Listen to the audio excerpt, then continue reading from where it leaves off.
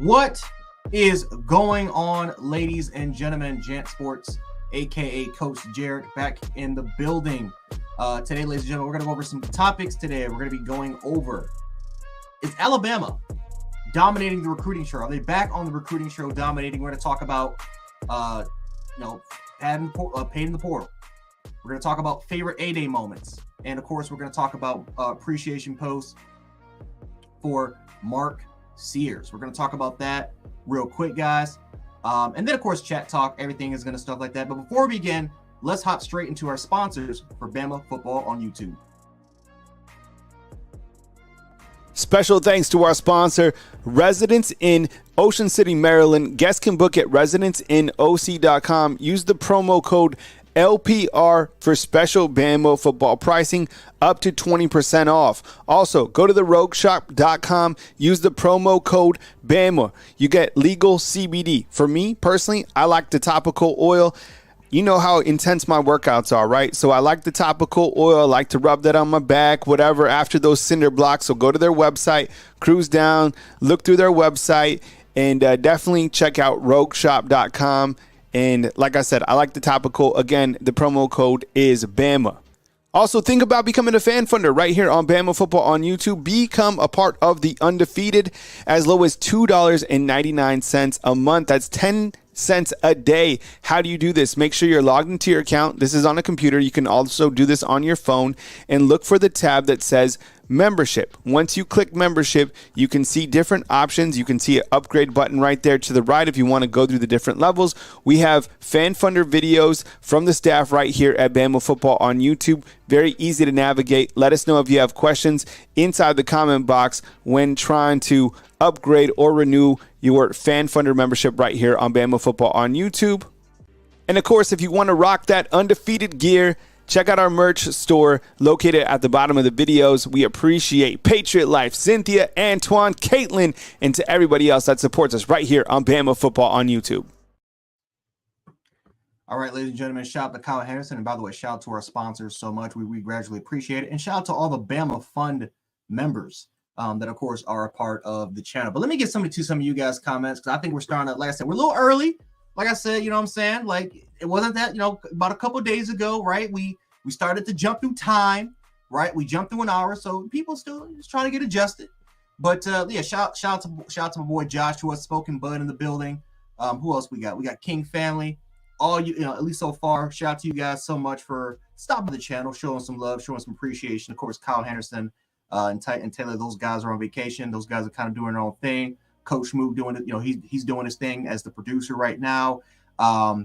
Coach Sean, I believe, will not be able to go today, but Coach Moog, he will be doing his regular time. So definitely make sure to, again, support all the Bama content creators, especially that's doing this. Definitely make sure to support. And yeah, let's hop straight into this thing. So first thing we're going to talk about is recruiting. And like I said, King Family, he said it first, man. Alabama is doing phenomenal on the recruiting trail, right? We're going to talk about Derek Smith, who was the latest commitment to Alabama. That's now 5 guys. Now, listen, Alabama had, I think, around 10, 11 guys that were committed. And I'm just including everything else. But before with Saban, we had, I think, around like 7, 8, 9 guys. Notable names like Jamie French. That's a big one. That's from this area, 5-star type guy. But, of course, they all decommitted literally within 2 days because of Nick Saban's departure. And obviously now that Kalen DeBoer has established his recruiting staff, or in a way, right, kind of what a lot of people are calling the miniature Saban disciples, that's kind of running around Tuscaloosa, running around the country, flying on jets. Matter of fact, there was actually a picture with Courtney Morgan, and they're just on the jet, and they're going in. Listen, they are taking this thing extremely seriously. And man, Alabama, like this is a different time, right? This is a different time, different breed, a lot younger guys, different philosophy in terms of how to handle recruits. And like I said, these coaches are a lot more. They're kind of like the player. They're kind of like the players a little bit, right? They love to kind of go ahead and they like to take videos while they're in practice. They love to take selfies. They're not afraid to show themselves, all right? These are outgoing coaches. And for the most part, the players feel them, right? The players feel them, and if the players are feeling them, if the players feel like they can relate to these coaches, to a lot of the Alabama staff, including a part of the recruiting staff and personnel staff, that's a great thing. So it's a different era. It's a different handling, as far as recruiting goes. And getting a guy like Derek Smith, I mean, that's a big deal, right? 6'1", 195 pounds, is, I believe, from the state of Alabama. Yep, he's from Selma, Alabama, right? Kind of more of a two-way athlete. Played basketball. Of course, at football, was literally an athlete. Played all over the football field. I think was a quarterback, receiver. Right? He's got all the athletic ability, all the athletic tills. I've seen a little bit of his Huddy tape, right? I've seen a little bit of his tape, but I haven't really gone that much into detail. Of course, I think Coach Sean and Coach Mook, they've gone way more into detail than I have. But like I said, I think the most part is we're controlling the region, right? That's the biggest part about it all, guys, is that we're controlling the region. And as long as we can control the region, which is Alabama, right? Controlling that, which is Alabama, that's huge, right? We got to lock up our own state. We got competitors, right? We got Auburn that we have to compete against, right? That's not easy. Georgia loves to come into Alabama. Of course, we all know Clemson, right? Clemson loves recruiting that central Phoenix high school area. Like they love controlling that Phoenix area. Right? We got a lot of competitors and we lost players from our own state, big time players. And now for us to go ahead, get and try to get our get back, and we're taking this thing extremely seriously. That's really, really huge. And if we take a look at the crystal balls, which I got to pull up the crystal balls real quick, guys. Alabama, man, they're not a joke, right? Alabama is the name for at least 6 or 7 dudes that's a part of the crystal ball, and it's a big deal. It's a very, very big deal. As far as what's happening right now in recruiting, it is nuts. So yeah, big get, but you know what? A lot of these leading recruiters, as far as what they're talking about, and for the most part, what they got crystal ball, right? It's only gonna be a matter of time. And just reading some of the names real quick, like you got Daryl Johnson, right? He's crystal ball to come to Alabama. You got Quinnell, ex Farrakhan Jr., right? He is crystal ball to going to Alabama. Derek Smith he's at Alabama right now. You look at Zamir Smith, he's crystal ball right now to potentially come to Alabama. You have Makai DeBose, he's crystal ball, right, to come into Alabama. So and then of course Luke Metz, that's another name right here. And who else? I'm reading off my notepad, so I apologize. But yeah, you got Luke Metz, and I think that's it. Yeah, so yeah, you got a lot of guys that's crystal ball right now coming to Alabama, and that's a good thing. Oh, sorry about that. See, you see what I'm talking about? See that, and that's why we have Coach Mook. That's why we have Coach Mook. Man, I gotta update my pad. My notepad is absolutely garbage, but I gotta update this notepad. I don't know if you guys can see it, but yeah, this crappy notepad right here I got written down. But yeah, guys, for the most part, Alabama, for the most part, Luke Metz, Daryl Johnson, like a lot of those cats, like they're already kind of crystal ball and stuff like that. And kind of doing their own thing like that. And okay, Coach Mook. Listen, like, this is Coach Mook's area. I ain't gonna lie to you, Coach Mook, man. I don't know if you listen. Y'all can't see him, man. But let me tell you, man. He's behind the scenes. He's on that. He's on that. He's on that more than me. But no, guys. Alabama, for the most part, I think the biggest question is are they going to dominate the recruiting trail? Right? Can we get back to it? And that's obviously being number one, at least number two, as far as what we can do in recruiting. And yeah, it's a big possibility. It's a very, very big possibility, guys, that we can do it. Right? We take a look at the vultures that was surrounding what looked to be like Alabama's dead corpse, right? That Nick Saban left. Right? You have guys like Kirby Smart. You have guys like Lane Kiffin, who was trolling all day on Twitter. Like you got Drinkwitz from Missouri, right? You got all these coaches, and then you bring in Brent Venables, who's a phenomenal recruiter, right? As far as forming a coaching staff that has been killing it on the recruiting trail. Obviously, we see what Texas has been doing on the recruiting trail. It's a lot of schools that you got to compete with, and so for Kalen DeBoer, who's not really known to be a great recruiter, to kind of come in here, form his own staff from all different areas of the country. Some names people didn't really heard of. Some names they were familiar with, but still didn't really have rich history. And to form the staff that he's been able to do so far, and for Alabama to at least be in consideration to a lot of these kids, and not just in the southeastern area, but also from the West Coast. There's a lot of kids. See, look, Coach Mook, he got his resources. Coach Mook, we on that. He on that thing. He on that thing in the South. I'm on that thing in the West Coast, baby. I'm not gonna lie to you. You know what I'm saying? Like I'm not going to lie. There's a lot of kids from the West Coast that's interested now because of Kalen DeBoer, because of the coaching staff that's established, Jamarcus Shepard. There's a lot of kids now that have drawn interest. And boy, I'm telling you, it is going to be. Listen, I'm not saying it's going to happen in the next, this month, next month, or that. You may not hear anything until we get to like around summertime, fall time. But I'm telling you, there's a lot of kids. Don't be surprised, man, if you see a lot of kids from not just the California state, but look at the Pacific Northwest. Look at the Washington area. Look at the Oregon area. Look at Idaho. We haven't done some stuff like that, but still, like, look at the Oregon area, the Washington area, the Utah area.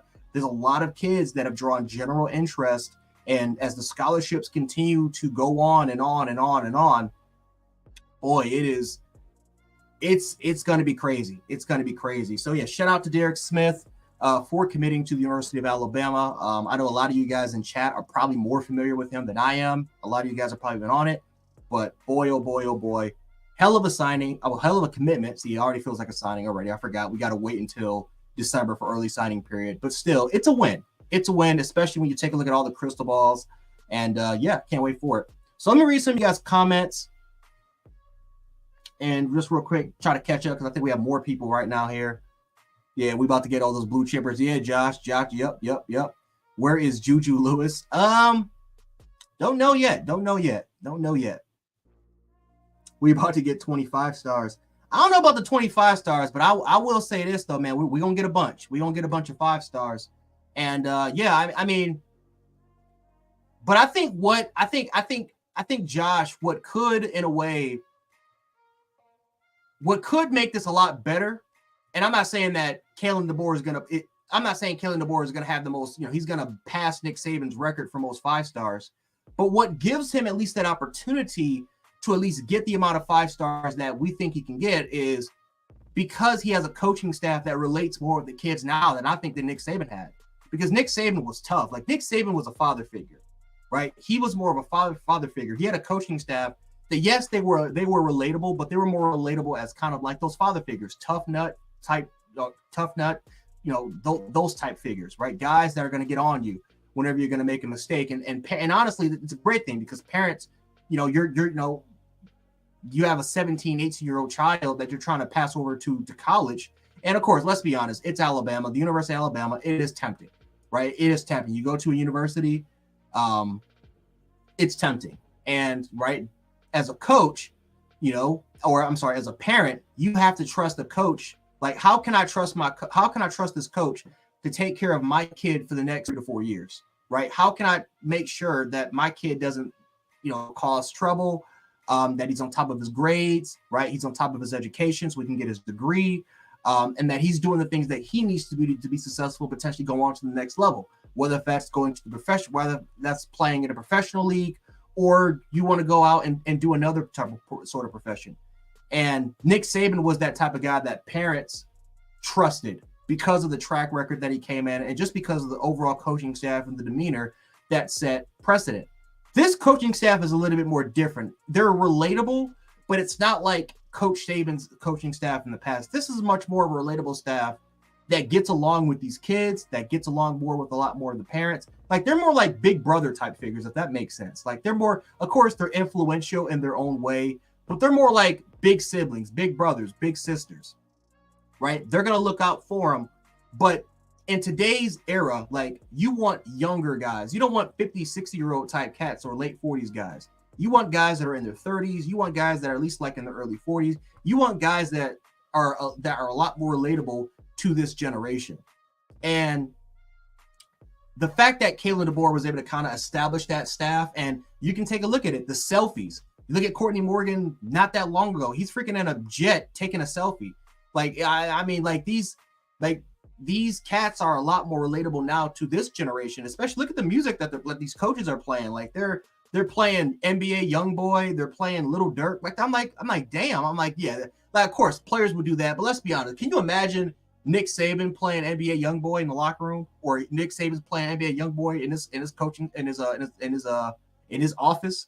Like, come on, man. Like that's something that we won't even imagine. So these coaches are a lot more relatable. They're more like big brother type figures, influential figures, than I would say than the staff that Nick Saban has kind of put together. But like I said, this is a different era of recruiting.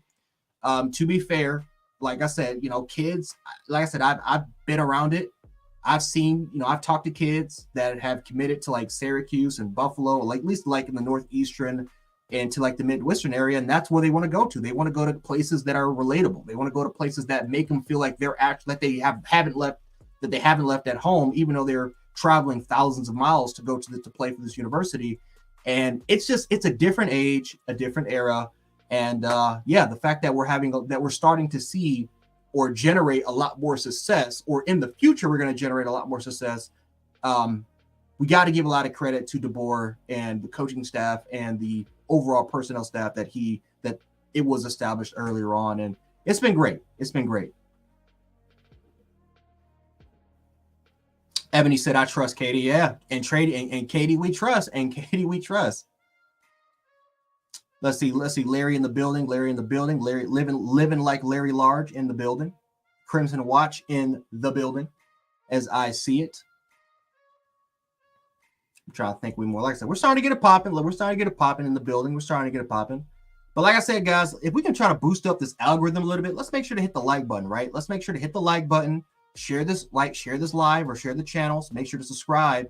And if you guys aren't a fan member, make sure to become a fan member, man. We got exclusive content, we have exclusive content that's definitely coming out on the way. We're making videos constantly on that standpoint. And plus, like I said, if you just want to support, the coaches, like guys like myself, Coach Ty, Coach Morrell, Coach Smoot, who's literally doing everything right now. He's starting to become like 2000. He's starting to become like 2000 Shaq. Obviously Kyle Henderson. And is like Phil Jackson. Taylor's starting to become like, she's starting to become like Coach Thibodeau as far as becoming one of the best coaches that's on the come up. If you want to become if you want to definitely support all of us, make sure to become a fan member. We definitely would appreciate it. Plus, you will also get a return in your investment with the exclusive content. So let's see, we got a couple more comments coming into this thing. Nicole Covington in the building. What's going on, Nicole? Kimberly Harmon in the building. What's going on? Of course, DR334 in the building as well. Everybody, now we're starting to get heat up. Now we're starting to get that on a little bit. But next thing I kind of want to talk about a little bit is it's called pay in the portal. But I did want to talk a little bit about more NFL free agency a little bit, as far as Bama players that wanted to get paid. Did kind of want to talk about that a little bit. Because obviously we had a big day. Guys like Xavier McKinney, guys like Derrick Henry. He's getting contacted by the Baltimore Ravens. He is. Let me tell you something, man. I got a dog that I got a couple people that's in Baltimore telling me that, man, he's about to get a bag. So definitely kind of watch out for that. Shout out to Mac Wilson. Mac Wilson got paid 3 years, $16 million deal. So yeah, shout out to a lot of those guys, right? Bama players are getting paid left and right. We love to see it. I love to see it. And then sooner or later, man, Tua Tagovailoa, he is about to get a bag sooner or later, man, potentially being a $45, maybe $50 million quarterback. So Alabama players are getting paid in free agency. Of course, I talked to Coach Boo. We actually texted each other. He's pissed off that Matt Ryan signed a $45 million per year deal with the Atlanta Falcons. He is livid right now. Of course, for those who don't know, Spook is a Falcons fan. What's going on, ASG? But yeah, Xavier McKinney, biggest W of the day as far as the safety market. 4 years, $68 million deal. I think around $30 million guaranteed. Has a huge signing bonus coming his way. Xavier McKinney, one of my all-time favorite Alabama football players. Shout out to him for doing exactly what he needed to do, right? Which was kind of following the process, waiting his turn. It didn't really start until literally his last year, right? He wasn't a starter in 2017, wasn't a starter in 2018. He became a starter in his first year in 2019, was an early second-round pick, even though he should have been a first. played with the Giants, had a good 4 years with the Giants, got that 5th year. Luckily, wasn't franchise tag. And look at him now, man. He's one of the best players in the National Safe Football League as far as a safety. And he got paid like one, going to the Green Bay Packers, replacing Darnell Savage, another kind of favorite of mine, right? I'm a big fan of Darnell Savage.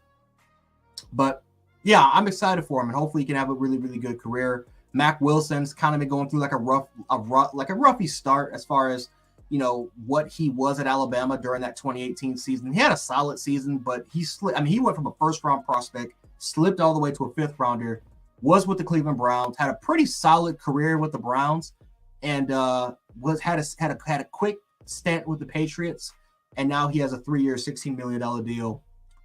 So, you know, shout out to Mac Wilson for doing getting his own thing, getting paid a little bit, getting a little bit of that money. Really, really appreciate what he has done. And then, of course, Josh Jacobs. Now, Josh Jacobs is with the Packers. They still haven't disclosed that contract, or if you guys know what the contract is or the numbers, you guys can let me know. But yeah, Josh Jacobs, he's with Green Bay, and whatever type of bag he's getting, he's getting it, right? I don't know if he's getting Saquon Barkley numbers, because Saquon Barkley is getting paid $12-13 million per year. But I am telling you this right now, Jacobs is probably going to be around that vicinity, right? They let go of Aaron Jones, who was getting paid around, I think, $9 to $10 million per year, maybe close to 10. And Josh Jacobs doing his own thing. So shout out to Josh Jacobs. Josh Jacobs is kind of doing his own thing, so shout out to him. But I think, yeah, that's pretty much all the players that have gotten paid so far, I think, from Bama, at least the notable names. Landon Dickerson. How the hell can I forget about Landon Dickerson? Landon Dickerson got paid. He actually reset the market for the Eagles. Landon Dickerson is getting paid, I think, $22 million per year, that's literally close to tackle money. Now, Robert Hunt got a ridiculous freaking deal. He got paid 5 years, $100 million. So he's getting paid $20 million per year. Again, Bryce Young needed the protection.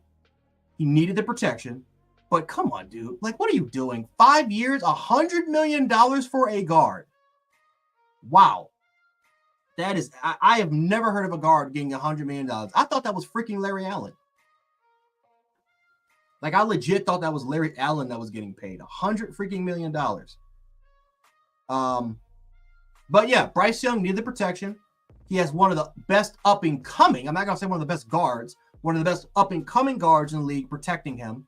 So hopefully that works out for Bryce. Again, Bryce, he's in a terrible situation. Still doesn't have any receivers. His best receiver is still Adam Thielen. They let go of Hayden Hurst, so he has no tight end to throw the football to. Like, it's just terrible for Bryce. I feel bad. But hey, you got to ensure the offensive line is right. Aquano has been he's been okay. But it is what it is, I guess. It is what it is.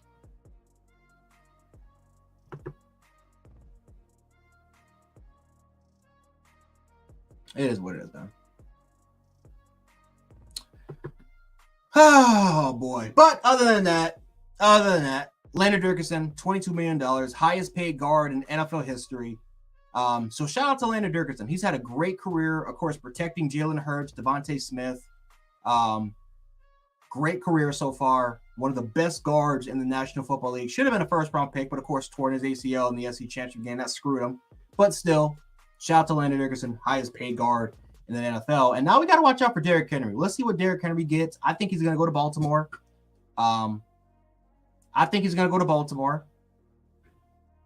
Lamar Jackson, right? Playing with Lamar Jackson in the flesh. Whoop, whoop. That's what I think.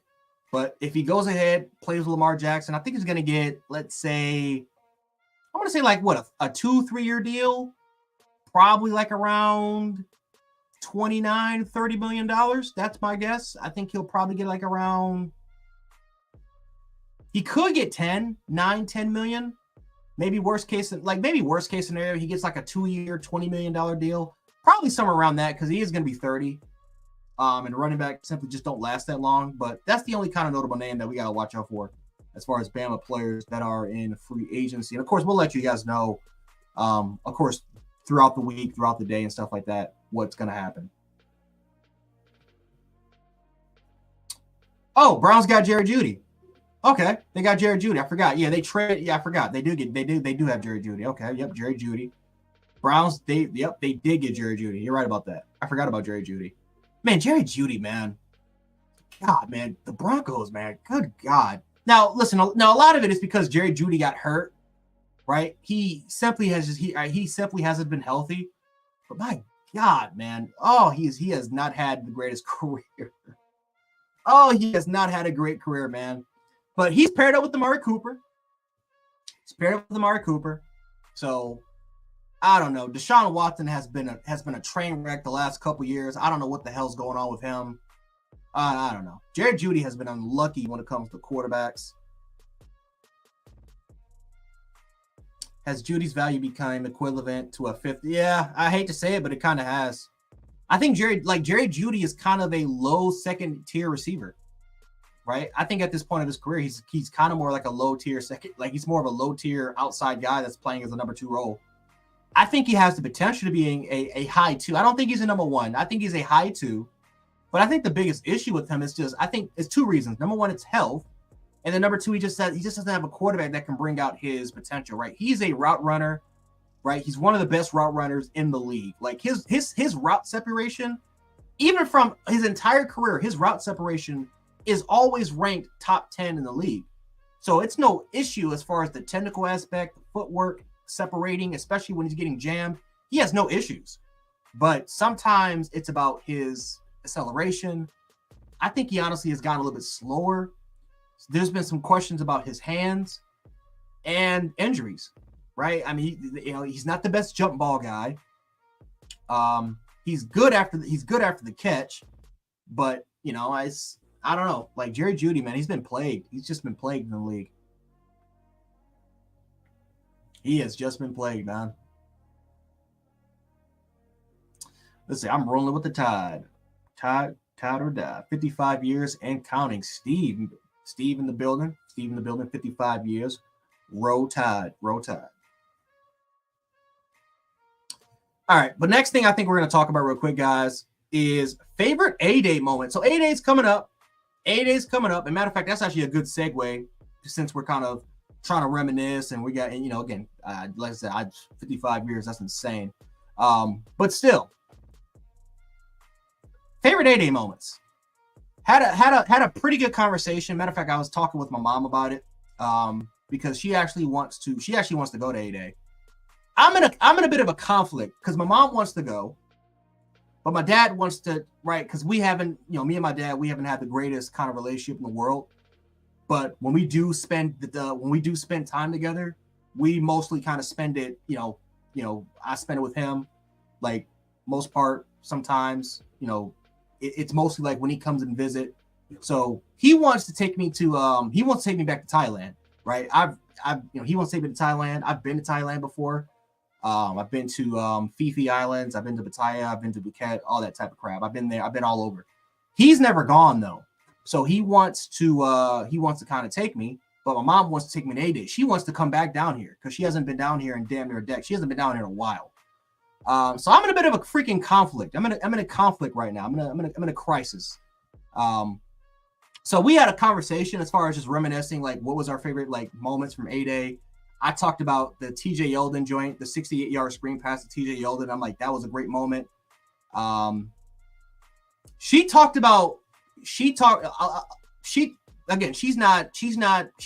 hardcore Bills fan. She's not really that much of an Alabama person, but she is a person that she loves the environment, right? She loves Tuscaloosa. She's a Tuscaloosa girl. She loved the people. She loved the friendly, like we had a lot of like friendly interactions. A lot of her sorority sisters, she's a part of Delta Sigma Theta. So a lot of her sorority sisters, they came down and they watched the game and they simply just had a great time. So she wasn't even watching. She really wasn't even watching the game. I was. She was just, having a good time, talking with fans. She's with her, right? She's with her Soros, right? I don't know if we have any. If there's any Deltas in the chat, I don't know if we have any Deltas in the chat, but if there's Deltas, you guys can confirm. Like once Deltas get together, it's a wrap.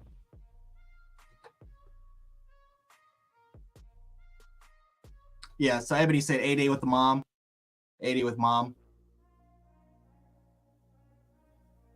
Yeah, ESPN. Yeah. ESPN. They are televising. They are televising. That's crazy. It's the only televised game for spring games. Spring games are dying, right? Listen, it's a tradition. It's a tradition. It's going to happen, but yeah, it's just, man, that's crazy. Like you have all these streaming networks and stuff like that. Like I'm telling you, 8A spring games on cable television are dying. Like I don't think anyone's really going to care about that. It's pretty much these spring games are going to get streamed, and then that's that. What did Ebony say? She's, I wish I pledged. You can still pledge. You can still get pledged. You can still pledge. Because my mom, she didn't pledge. She didn't even pledge in college. She pledged like when she was like in her early. She pledged in her 30s. You can still pledge if you want. I got like there's a couple of fraternities that's still trying to get at me because she's because her fraternity brotherhood is the Omegas, right? Omega Psi Phi, and she's been trying. Like I've been in connect with some Omegas here and there. Matter of fact, there's actually there's a group of Omegas that's actually in T-Town. There's actually a group of Omegas that's actually in T-Town that she's been trying to connect me with. And yeah, she's been trying to get me to pledge there forever. So yeah, but no, you can still pledge if you want. Oh, you are gonna pledge. You're gonna pledge in your master's program. Sweet. No, sweet. Like, yeah, sweet.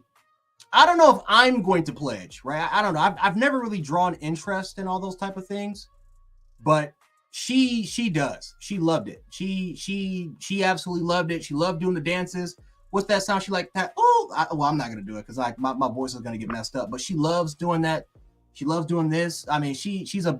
I mean, you know, even though she never pledged in college, she pledged way out, and it was a process. It was a process, but once she became like, you know, she became a line girl, and she started doing all those dances. They would go to HBCUs and conventions, and she dragged me all over the damn place, stuff like that. Oh, grad chapter. Antonio said grad chapter. Yeah, yep.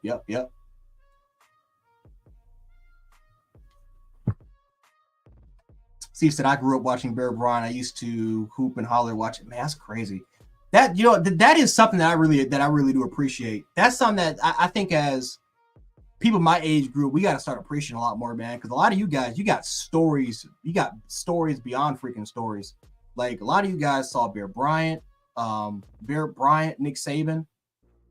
You guys went through it all. You went through hell. You went through the good days. You went through the nightmares. Man, that's a phenomenal freaking experience, though, man. That's a phenomenal experience. That's a phenomenal experience. But yeah, favorite 8A moment for me probably would be that TJ Yeldon 60-yard. Yeah, because I remember man, that place erupted when he scored, and he was a freshman. I didn't even know who he was. I thought he was like a junior. I thought he was like the backup. I thought he was on last year's team right behind Lacey and Trent. But no, he came in, man. He was a freshman. He was a freshman. That dude looked like a freaking senior. He was 230 as a freshman, 6'2". Like, what the hell is this? He dominated, man. Like, I thought, again, if Eddie Lacy wasn't there, he would have been the starter. And I don't know, freshman year, TJ Yeldon was a different animal. He was a different breed. Because after that year, 2013 and 2014, he had good years, but it wasn't like 2012. 2012, he was a monster. I don't know. He was a monster in 2012. He was tougher. He ran hard. He was physical. He looked a lot more. He was quicker. He was faster. He had a lot more acceleration. I don't know. Like TJ Yeldon, man, was the closest thing I thought we had to a complete back. And I love Trent. Obviously, you had Glenn Coffey. Glenn Coffey and a lot of those guys back in the day. But man, like TJ Yeldon was the complete. Before we got Derek, I thought that TJ was the complete package. I thought he had everything you need. Tall, size, quickness, burst, speed, strength. He had it all. And just, man, I don't know. Like after that freshman year, he just wasn't the same player anymore. 1970 was Bear Bryant's one of his worst years. Which and you were in Nam. Well, first of all, brother, shout out to you, brother. Shout out to you, Gary, man. Like I said, we appreciate your service. But yeah, 1970, yeah. Bear Bryant, he won titles, especially in 79, right? He won that title, beat Penn State, beat Joe Paterno, which, fun fact, my cousin was on that Penn State team. I don't know if a lot of you guys know that. That's a fun fact. I have a cousin that's from Dunkirk. He's from Dunkirk, was recruited, like Joe Paterno came and everything. Ended up kind of going there. He was actually on that Penn State team that lost to Bama in the Sugar Bowl. So that's kind of more of a fun fact that I learned like 2 years ago. So I don't know. And so, he watches this channel. He actually kind of watches me sometimes. We actually kind of he kind of makes fun of me sometimes. Like, how the hell you support Bama and stuff like that? I don't know. It is what it is. But that's a fun fact. I don't know if a lot of you guys know. Yeah, I have a cousin that was on that Penn State team that got their ass kicked by Alabama in Bear Bryant's last national championship. Yeah, man, like DR, man, like TJ was special.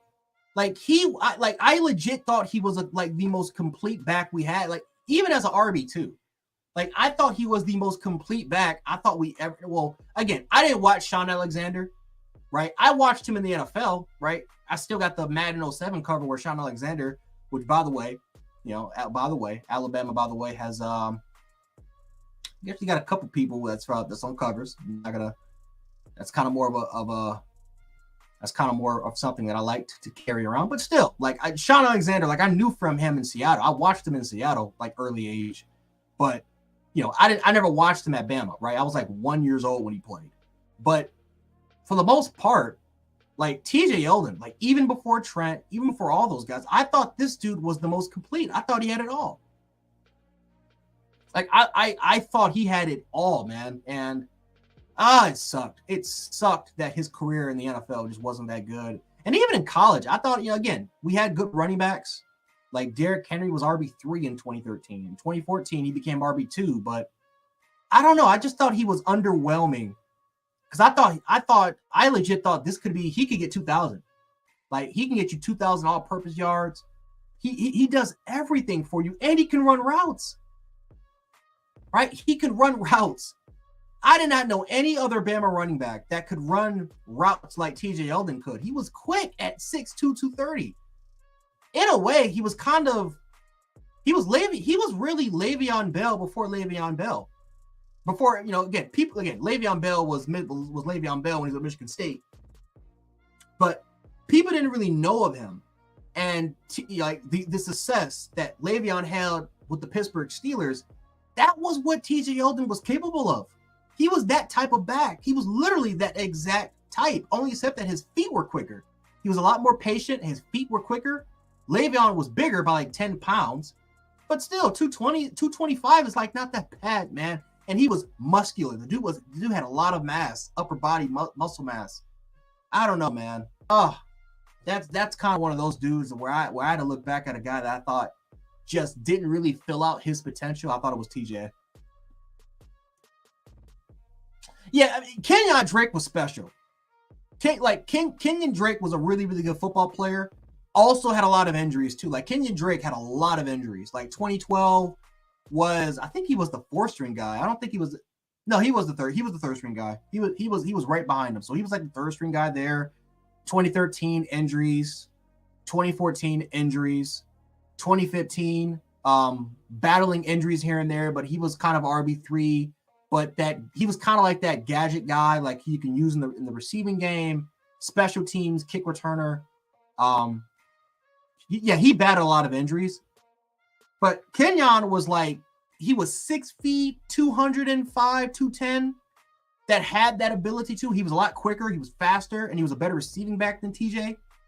But TJ was an Alabama running back that he was an Alabama running back that had the same abilities that Kenyon had, if that makes sense. I don't know if that makes sense. Like he had the prototypical Bama size at running back, right? Not Glenn Coffey, because Coffey was like 195. But for the most part, he was 200. But at the time, because Trent and Mark started it, but he was 220 pounds. He was 6'2". He could run in between the tackles. He was tough, run after contact. He was not going to go down after first initial contact. And he can run routes, not just running back routes, like running wheel routes and Texas routes. This dude was running slant. Like you could line him up in the slot, and he was running wide receiver type routes. And man, dude, like when I saw that at 8A, my first year, I'm like, dude, who is this dude? Who is this dude? That kid was special. He dominated 8A in 2012. I love to go back here and there and just look at some of those games. But my God, he was a beast. He was a beast in that game. What's up, Javion? What happened to Tyron Jones? I have no idea. I have no idea what happened to Tyron Jones. That 2013 group will always kind of be like the what if. Like you had LT Tenpenny coming out of Arkansas. Tyron Jones came out of Georgia. I think he was Marietta. I think he came out of Marietta. Could be wrong, but out of Georgia. You had Kenyon Drake. You had Derrick Henry. You had four running backs. You had four running backs in the top 50 alone in one class. At the time, right? And you're looking at YouTube, right? Everyone's looking at the Reuben Foster highlights. Remember, Reuben Foster had like 1 million views during his high school tape when he was at Auburn. But yeah, like during that time where Derrick Henry and Kelvin Taylor was battling it out for top running back in the country. You had three other dudes that were top 50 in the nation battling Derrick Henry. Like LT Tenpenny was like number 3, Tyron was like number 5, and then Kenyon was like number 8. Like it was ridiculous. Like you had top 50, you had 4 top running backs, top 50 in the nation in the same class.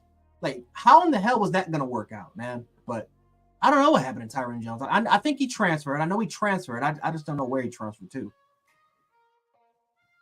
But it's crazy. It's crazy.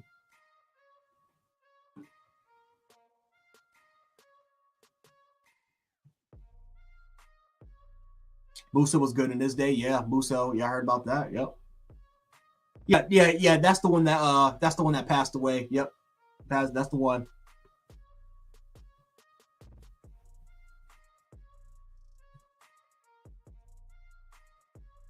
What are some other 8A moments that I can think of? Like I said, I know a lot of you guys got like longer stories.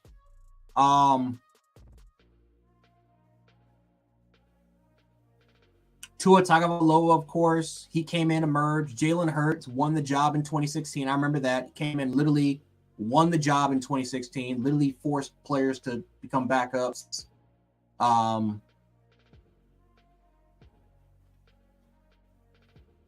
trying to think. John Mechie, more recent, but John Mechie had that crazy 100-yard day when he kind of became the guy.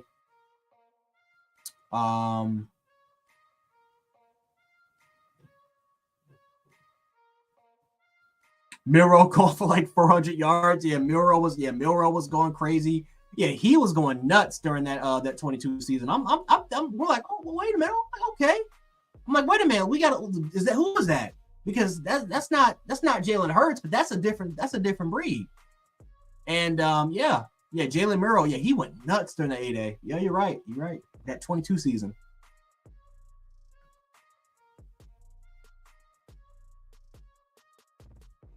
My chat kind of late. Don't worry about it, Caitlin. Got that? Oh, see, come on now, Caitlin. Come on now. You ain't gotta go that far. Right? Listen, I try to get it cleared up. Right? I'm on the Ethernet band, right? I'm on that bandwagon.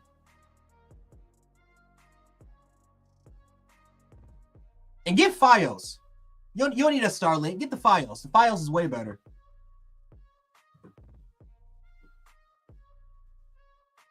Mac Jones, stop me argument. Man, Mac Jones is a menace. Speaking of Mac Jones, oh boy, I feel bad for Mac Jones. I feel so bad for Mac Jones, man. God, I feel bad for Mac Jones.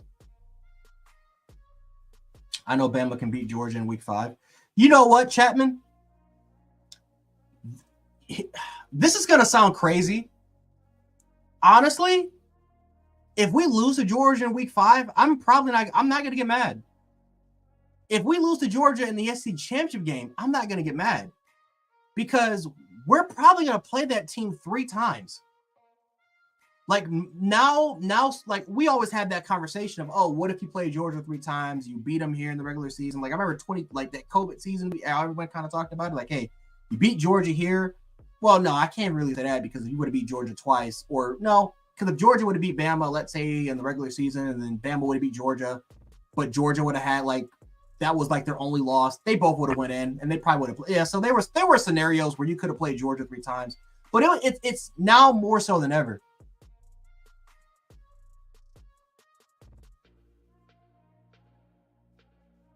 Now more so than ever.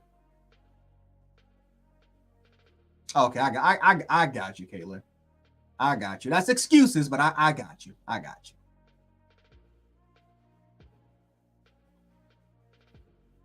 I got you. But no, like now more so than ever, we probably will play Georgia 3 times. And it's kind of like, well, if we lose to Georgia in the regular season, if we beat Georgia in the regular season, we beat them in the conference championship, but then we lose them in the playoffs, the season's a waste. As far as our expectations, as far as competing for a national title, it's like, well, what's the point? And then honestly, we would probably we all would be furious because it's kind of like, why in the hell are we playing this team 3 times? We beat them twice, and then we got to beat them a 3rd time? Like, what the hell is this? We beat them twice. Why are they a part of this discussion? Because we beat them twice and they beat everybody else. They get in as the number 12 seed. They run through the table. We play them in the national title potentially, and boom, there it is. So again, like we've had these past conversations. Like we've had these past conversations before. But yeah, I think like I don't know, like these regular season games are starting to become meaningless now. You know what I'm saying? Like at this point, just go 10-2. Like go 10-2 if you can. You don't even have to play in an SEC championship game because you will have a lot of time before you play in round 1. You'll have a bye week. Your conference championship, what you could be playing in, is your bye week, and you can just heal up, get ready for round 1. You have a great chance at playing at getting home field advantage.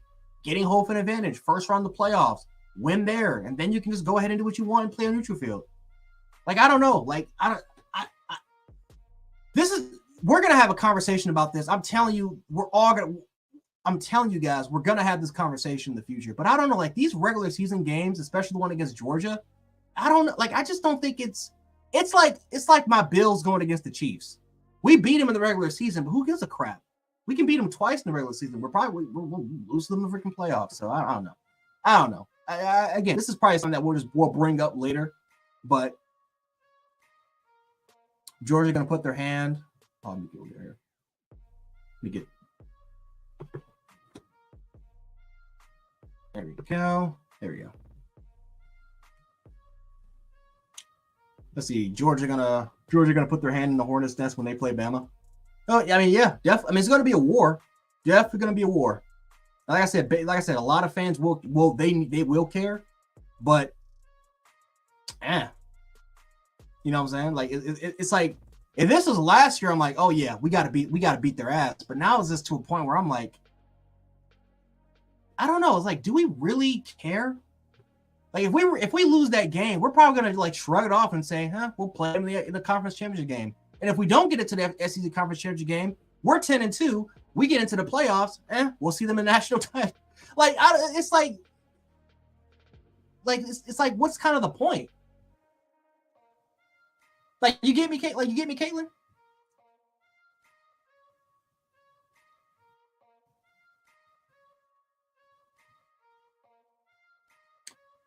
Right, like 10-2 is like 10-2 is probably like, you know, and plus we're in the we're in the toughest conference in the country. that's going to be more tolerable for more teams to get. Did you see that that agreement, that TV agreement potentially with the SC and the Big Ten? How they're trying to get a lot more. How they're trying to form a deal to pretty much dominate the market. They're trying to. I mean, they're already dominating the market now, but they're really trying to dominate the market. They're really trying to dominate the market as far as splitting the money between the two conferences. None of the other conferences are going to profit. Like, it's crazy. And so you're going to have more teams from the SEC, more teams from the Big Ten profiting, and these teams they're going to get more teams that are going to be in the playoffs compared to every other conference. So I don't know. It's going to be wild. It's going to be wild. Nah, I got you, Caitlin. Listen. I'm not trying to. I'm not trying to. Even for me, like, I'm trying to find ways to get hyped up. Like, I'm looking at the Oakland, like, I'm trying to go to Bedlam, right? I'm trying to go to Bedlam, right? Hopefully me, Ty Hayes, a lot of the guys down there, we can try to go out there and meet up at Bedlam. I'm trying to go to Oklahoma because I know how big of a game that is. I know how impactful that game actually is. Georgia, the Georgia game, week 5. There's probably going to be a great chance I come down. First game of the regular season against Wisconsin. I'm definitely coming down. I'm going to Wisconsin. I don't know if any of you guys are going. I'm going. I'm not playing around with that. I'm going to Wisconsin. But I don't know.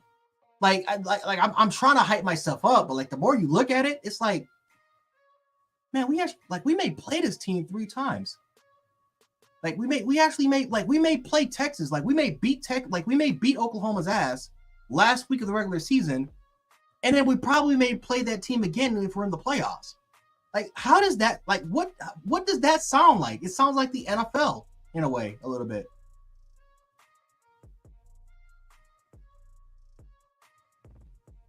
I got you, Caitlin. Let me stop before you get mad. Let me just stop before she get mad, because chat knows I'm done. I'm done. I got you. Musa, Kolabali Musa. I got you. Long ass day for me. I feel you. I feel you.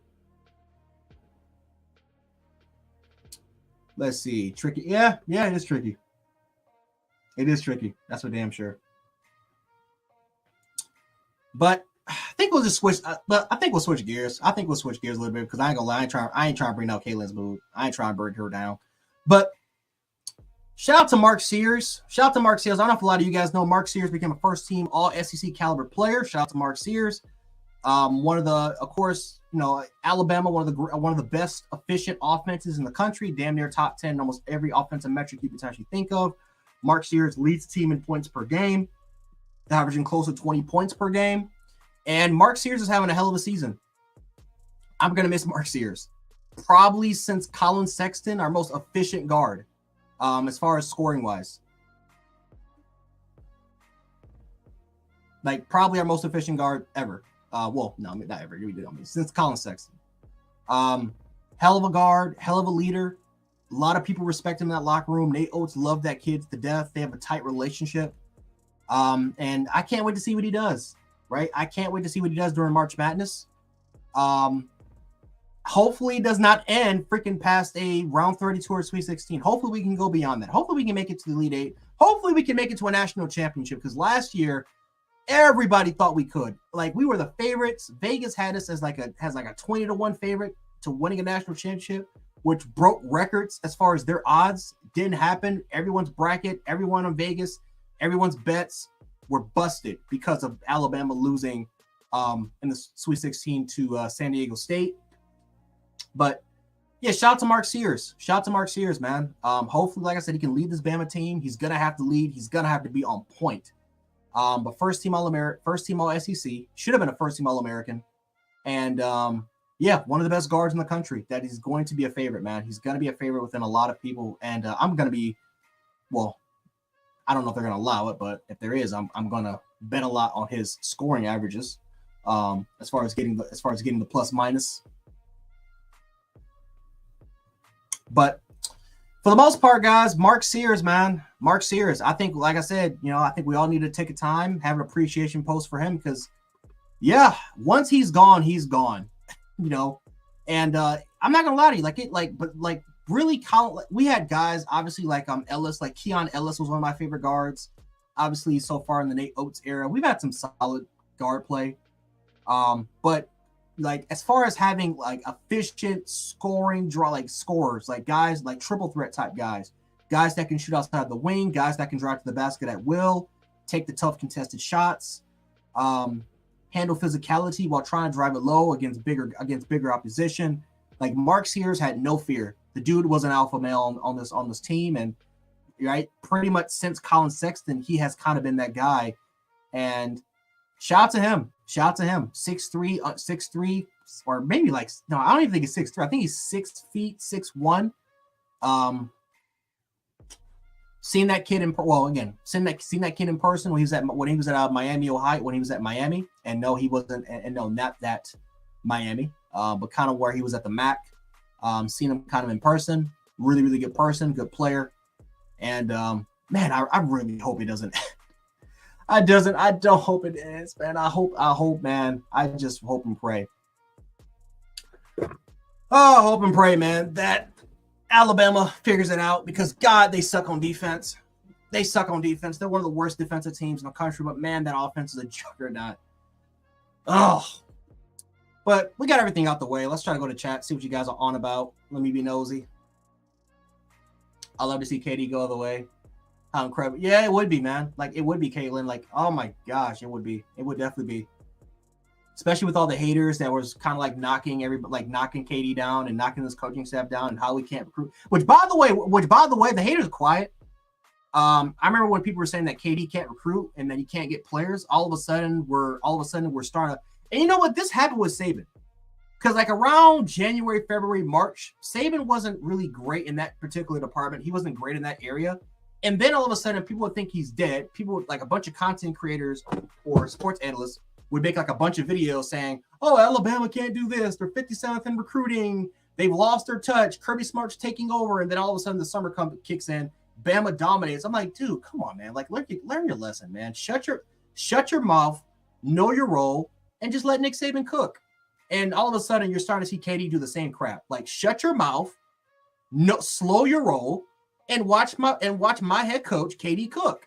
And you're starting to see that. You're starting to see that happen in the recruiting. You know what? That's going on a T-shirt. That's what I'm gonna have to start saying.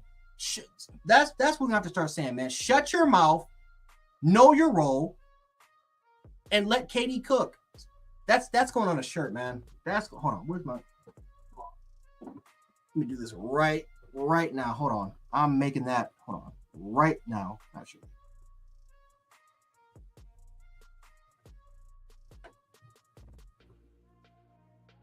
Yeah, no. Yeah, we're getting shirts out. I'm not messing around with that. I actually like that. I actually really like that.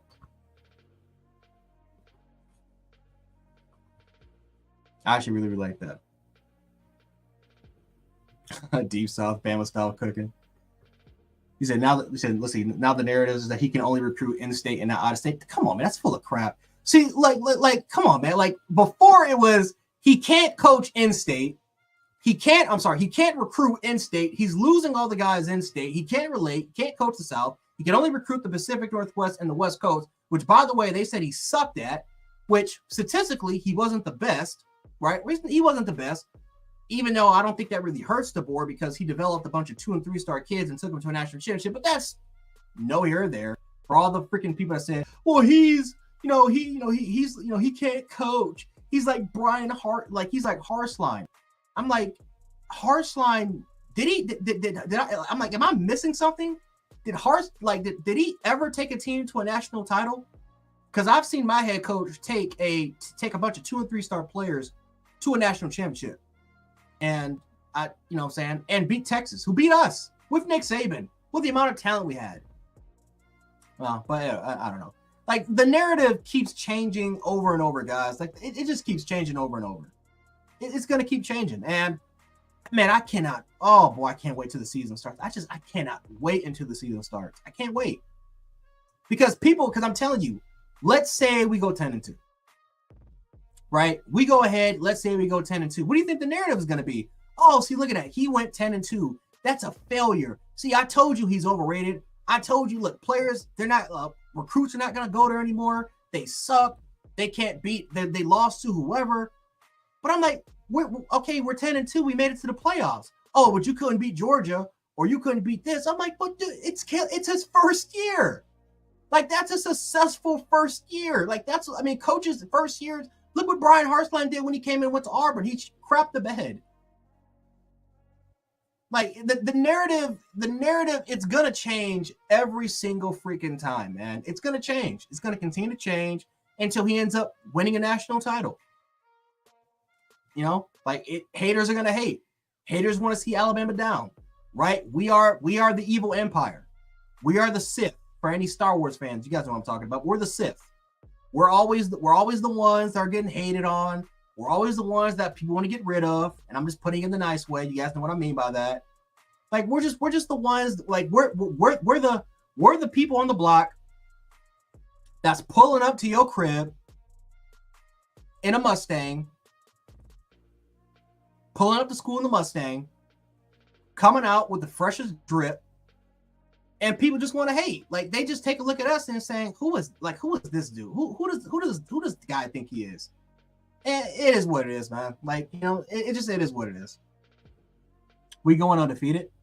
I love the confidence. Imagine going undefeated. Imagine going undefeated 17 again. The biggest criticism that I've seen Nick Saban have is that he never went 15. Like, he never went 15-0. Right? He never went 15-0. Right? Georgia fans make fun of us for it. Clemson fans, well, they make fun of it for us. I don't know why. They shouldn't be talking. They're dead. They're a dead program. But Clemson fans make fun of for it. LSU fans, a bunch of college football fans make us, you know, like, even Michigan fans are starting to kind of make up, like, how, like, wow, we went undefeated. How come Alabama never did it in the CFP era? Imagine if Kalen DeBoer goes undefeated with this team, which is going to be one of the youngest Bama teams ever, which is literally going to have one of the youngest defenses ever recorded in Alabama school history, going all the way back until the teens, like the late teens. So one of the youngest Bama defenses ever, and we go undefeated with this team in a 12-team playoff era, 16-0. Something that the Miami Dolphins was the only other team to do, which was going all the way back in 1972. Like, that would be incredible. That would be incredible. Man, that would be funny, man. Oh, that would be funny. I would be a trip if that was ever going to happen.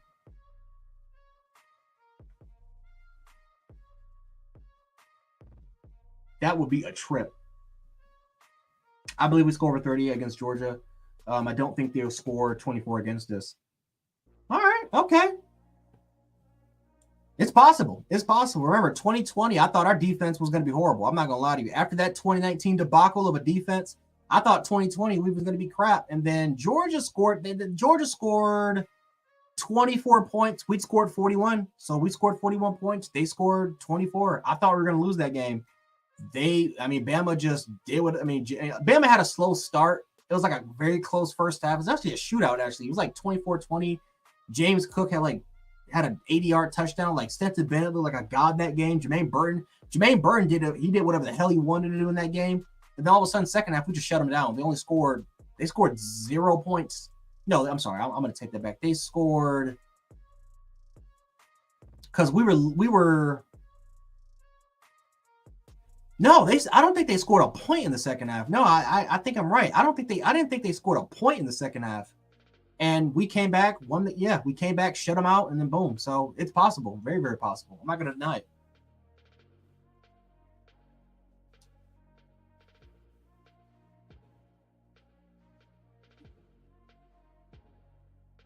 Marquita, what's going on? What's going on, sister? First half of that Michigan game, oh my God, I was about to have a stroke. Jesus, yeah. Yep,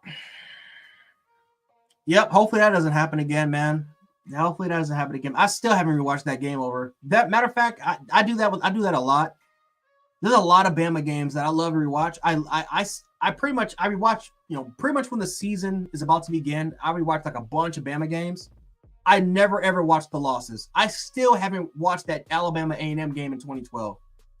I've been meaning to do it for pretty much a decade. I still haven't watched that game back. Still haven't done it. Still haven't watched the Alabama Clemson game in 2016.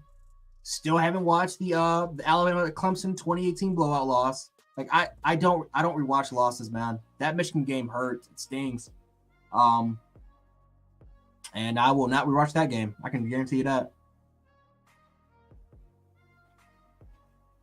I don't want to lose to Tennessee. I don't think we'll lose to Tennessee. Tennessee lost a lot, man.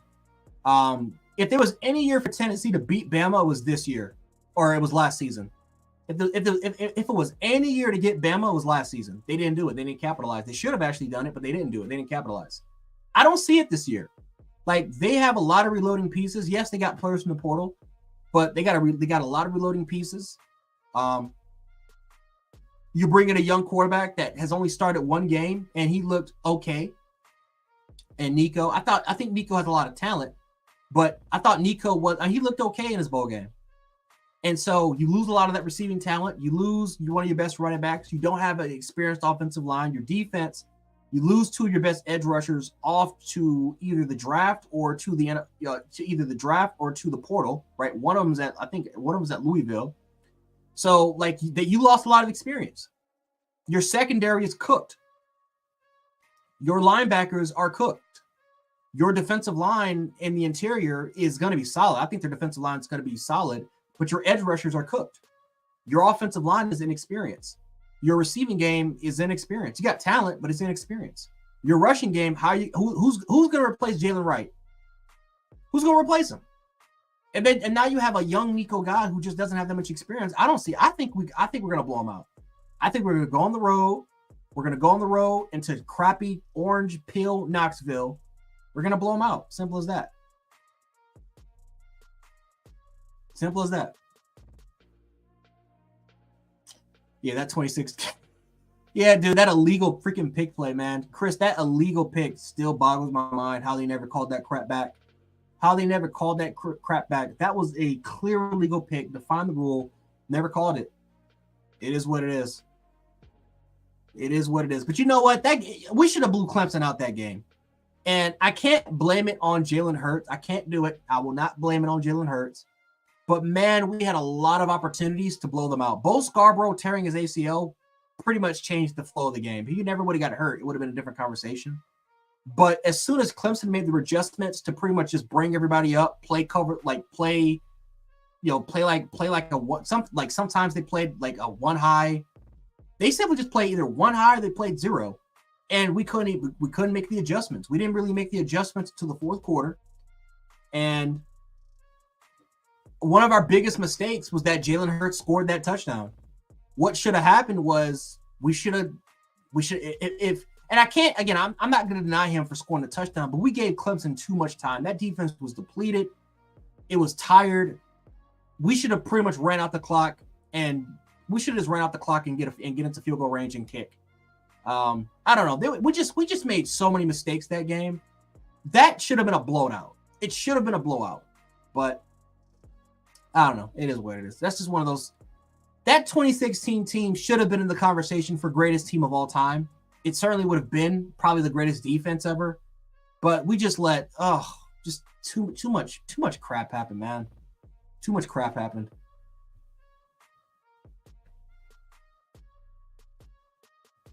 Yeah, you're right. You're right. Yeah, we just left too much time. We left so much freaking time off the clock, man. Too much time.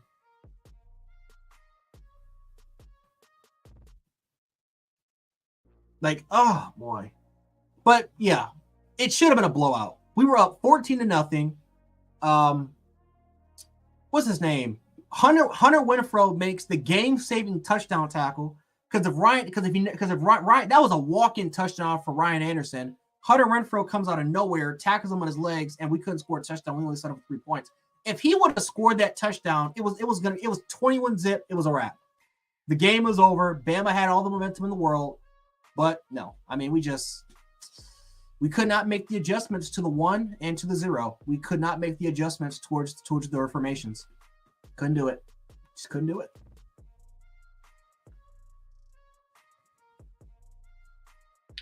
8-1 or 9-1 versus Georgia now. Let's see. If we're counting Saban era, we have 2 losses. We lost in 2007 and we lost in the national championship game. So other than that, let's see, 2018.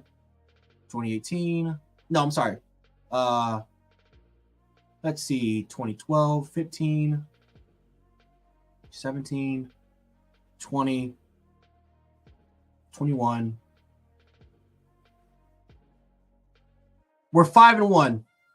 I want to say we're 5. Let me count that again. Let's see. 08, 12, 15, 17, 20, 21. Yeah, so and then 21, and then we beat them last year. Yeah, we're 7-1. We're 7-1. We're 7-1 against Kurt. We're 7-1 against Georgia, and this We're 7-2. 7-2 against Georgia in the Saban, at least in the Saban era. 7-2. Now, if again, like if we want to talk about like all time, then I don't know. It's probably like a long track record than that, but I know 7-2 against Georgia in the Saban era.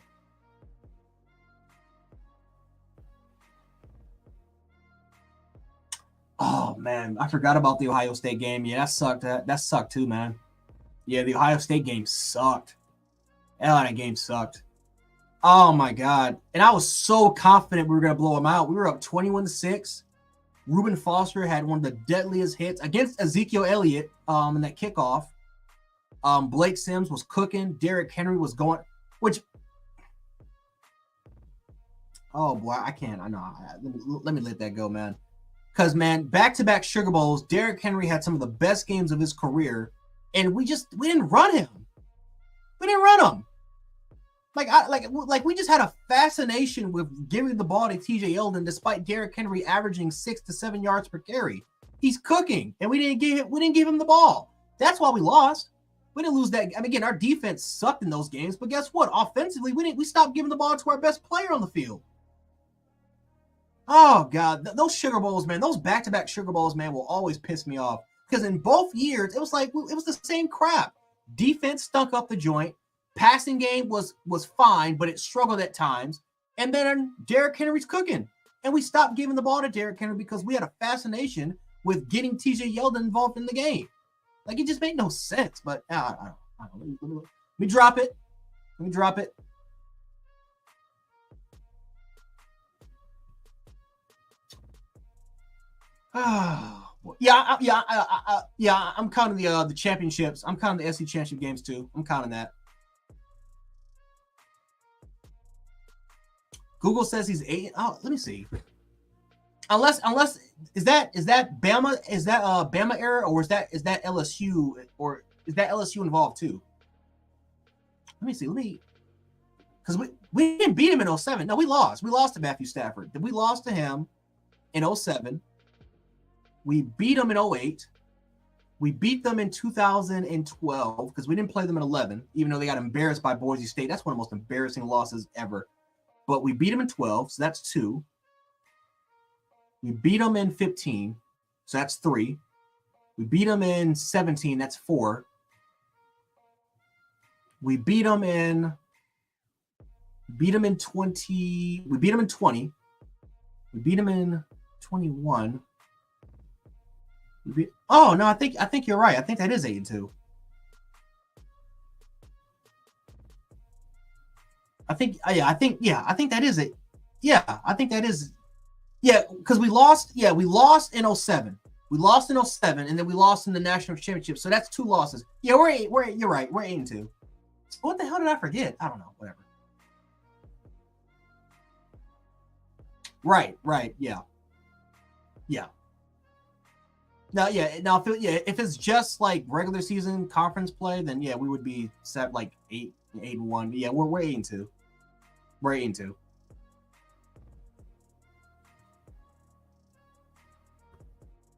Like my memory just sucks, man. That's how you know I'm just getting old. Forming gray hairs. I'm forming gray hairs in my beard. Getting tired. Eyes starting to hurt. Eyes starting to strain, man. I'm just getting old, bro. I'm getting old. Memories bleak.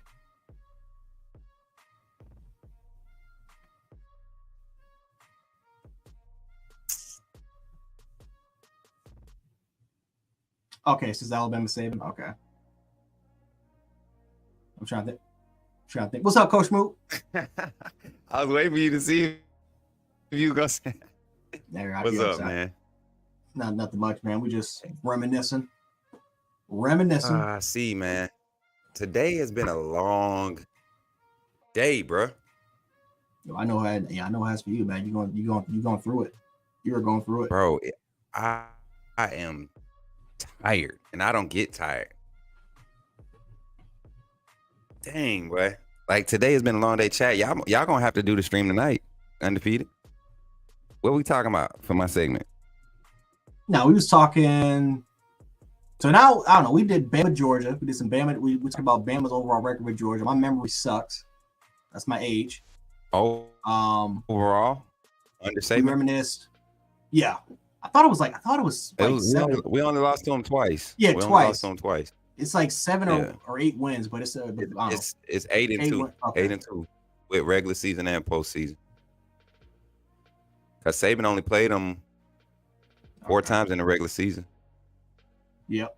And three SEC championships, 4 regular season games, and 190. 1 in the national championship. That's crazy, man. That's actually crazy when you think about it. We have beaten Georgia everywhere that you could possibly imagine, except for Indianapolis. Oh man, and I almost pulled that one off if J-Mo doesn't go there. Oh yeah. Georgia fans don't want to admit it, but you see how the narrative switched. As all of a sudden it's like, oh, if Lat McConkey and Brock Bowers weren't hurt, we would have won that game. Oh, well, now you want to bring that up.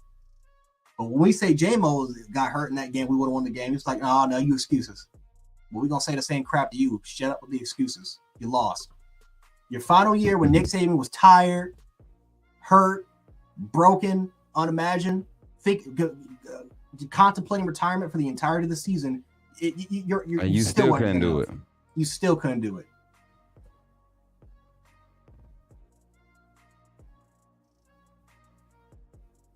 But that's Georgia fans for you, man. Embarrassing. Yeah. Embarrassing. Man, let me ask you a question, because this is kind of more Caitlin's about. She's about to hate me for what I'm about to ask you. But do you think the regular season or even conference championships really matter that much? Especially now that, let's say, for instance, it's probably a greater chance now we could play Georgia 3 times. I do. I still do. I think they matter. I think for landscape purposes, it probably doesn't matter as much, but it really does matter. I feel like taking away divisions kind of makes it even better now to me, because now you can't hide in a division like Georgia did for so long. We know the East was never like it. Like last year was the closest it's been to being as strong as the West in the SEC. You get what I'm saying? So for the SEC, I think it still means a lot. Now, you got other conferences, man. I don't know. You got other conferences like the Big Ten. They kind of don't matter because they brought in some new teams, but who did they bring in? Like, what quality? Yeah, like Washington doesn't. Yeah, Washington, they were building. Yeah, and Oregon's probably going to be good, but they finally have to play more than one defense a year. You know. Yeah, USC rebuilding. UCLA rebuilding. I mean, college football is in shambles right now while we just thriving. Like everybody, we lost the greatest coach of all time to retirement. Like to retirement and like out of nowhere. Mm-hmm. And we are about to have Kalen DeBoer might secure the #1 recruiting class in 25. That's a chance. Yeah. And I'm thinking about the prospects that I know are really on the fence and ready to jump and say, I'm Bama. Like, I know this, Jay. I know this for like 100%. I talked to one recruit today. He called me. I usually text them to check in. You know, what's good? How you doing? how the visit went. You know, this certain recruit, he was in Texas this past weekend, and he enjoyed his Texas visit. But this recruit said, "Man, I'm thinking about going ahead and announcing today." I said, "Well, why are you thinking about it? Like, you wouldn't be thinking about it if you was ready." He was like, "Yeah, that's what I'm saying, man. I don't know if I do it today. I don't know." I said, "Well, take your time and really consider what's important to you and who can give you the best means to reach those goals, to reach, you know, to be able to do accomplish what you plan to do." He said, "Dang, that made it worse. I think I might commit today anyway." Like, he was saying it made it worse. So no, he didn't commit today, but he is definitely a Bama, lean, heavy, and I mean heavy, 99.8%. And then there's another name. I'm gonna go ahead and, since you on, there's another name that everybody has been hype about. I'm not too hype about this young man. I don't get into the big name stuff. I don't get into the hype.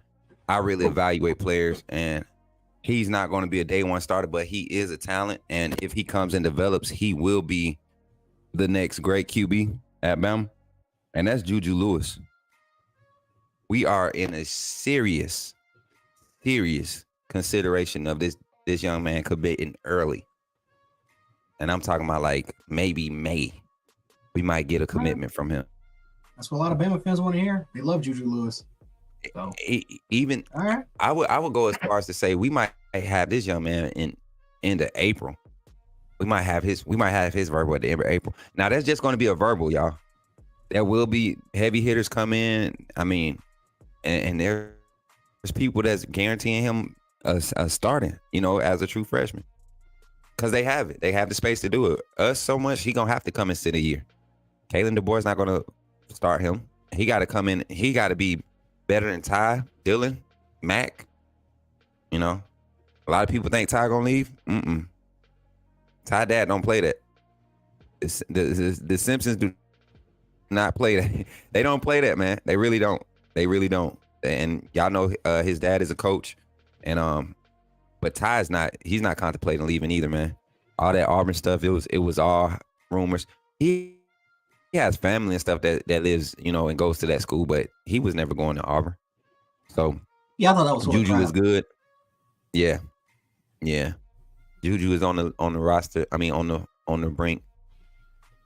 Like I said, Caleb Cunningham is still like a off and on. I don't think we're gonna get him. It's gonna be hard to pull him from Mississippi State.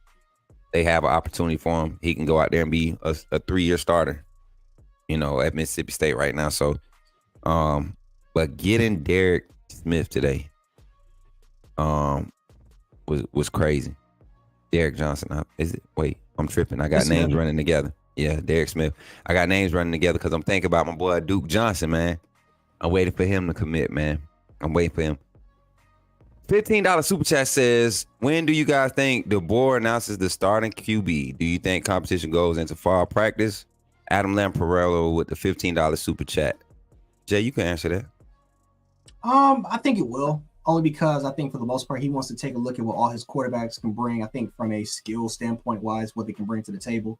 Of course, you know, Jalen Murrow has the most experience, but you know, you look at the athletic tools, like guys like Ty Sims, he's going to compete. Austin Mack, he transferred in. Now, of course, he's probably the least likely guy to do it, but he's going to go up there and compete because of the physical skill set that he has. And plus, he's kind of the. I'm not gonna say the leader of the offense, but he's the most knowledgeable of the offense because he played under it. He literally was a guy. Mac, he was coached under it. He was coaching. Right, y'all want me to kill this narrative, and I'm gonna tell y'all the straight up truth. Okay. Straight up truth. Yeah, I know I'm here. I be lurking. Mm-hmm. I be lurking. Austin Mack is struggling early. Struggling bad early. And it's because he's young. And this is what I've been trying to tell everybody. All you got to do is turn his tape on, his highlight tape. No footwork, just natural talent. He's a talent. I mean, a hell of an arm, 6'6" type of guy. Yeah. huge arm, physicality. He is not a college quarterback yet, though. And yes, you can understand the system, but unless you know how to execute at a high rate, you're not starting for Kalen DeBoer. And you know what? You know who is executing at a high rate? On point with the reads, whether the wide receiver catch it or not. Milroe? It's a young man named Jalen Milroe out there. Yep. And he's going crazy with understanding. He's coaching the offense already. You're not even a full week in yet of practicing it with the players. The only thing you've had is your sit downs, your film sessions, and he is on point with it. The ability to grasp concepts, man, I think is literally because he's able to have conversations with a quarterback coach now, and a coach that knows how to coach quarterbacks. You get what I'm saying? Like, you got your quarterback coach in Nick Sheridan, who was part of the designing and the schematics of this offense from its jump. Like, you can work with the receivers. You can talk to receiving coaches. You can talk to Kalen DeBoer personally because he used to coach the receivers and he understands it. But the thing is, what's funny? Hold on, I don't know why it's doing this. Hold on, let me check. Okay, because my cord messed up. Well, what's funny is, hey, hold on, y'all. Let me reset my mic. Hold on.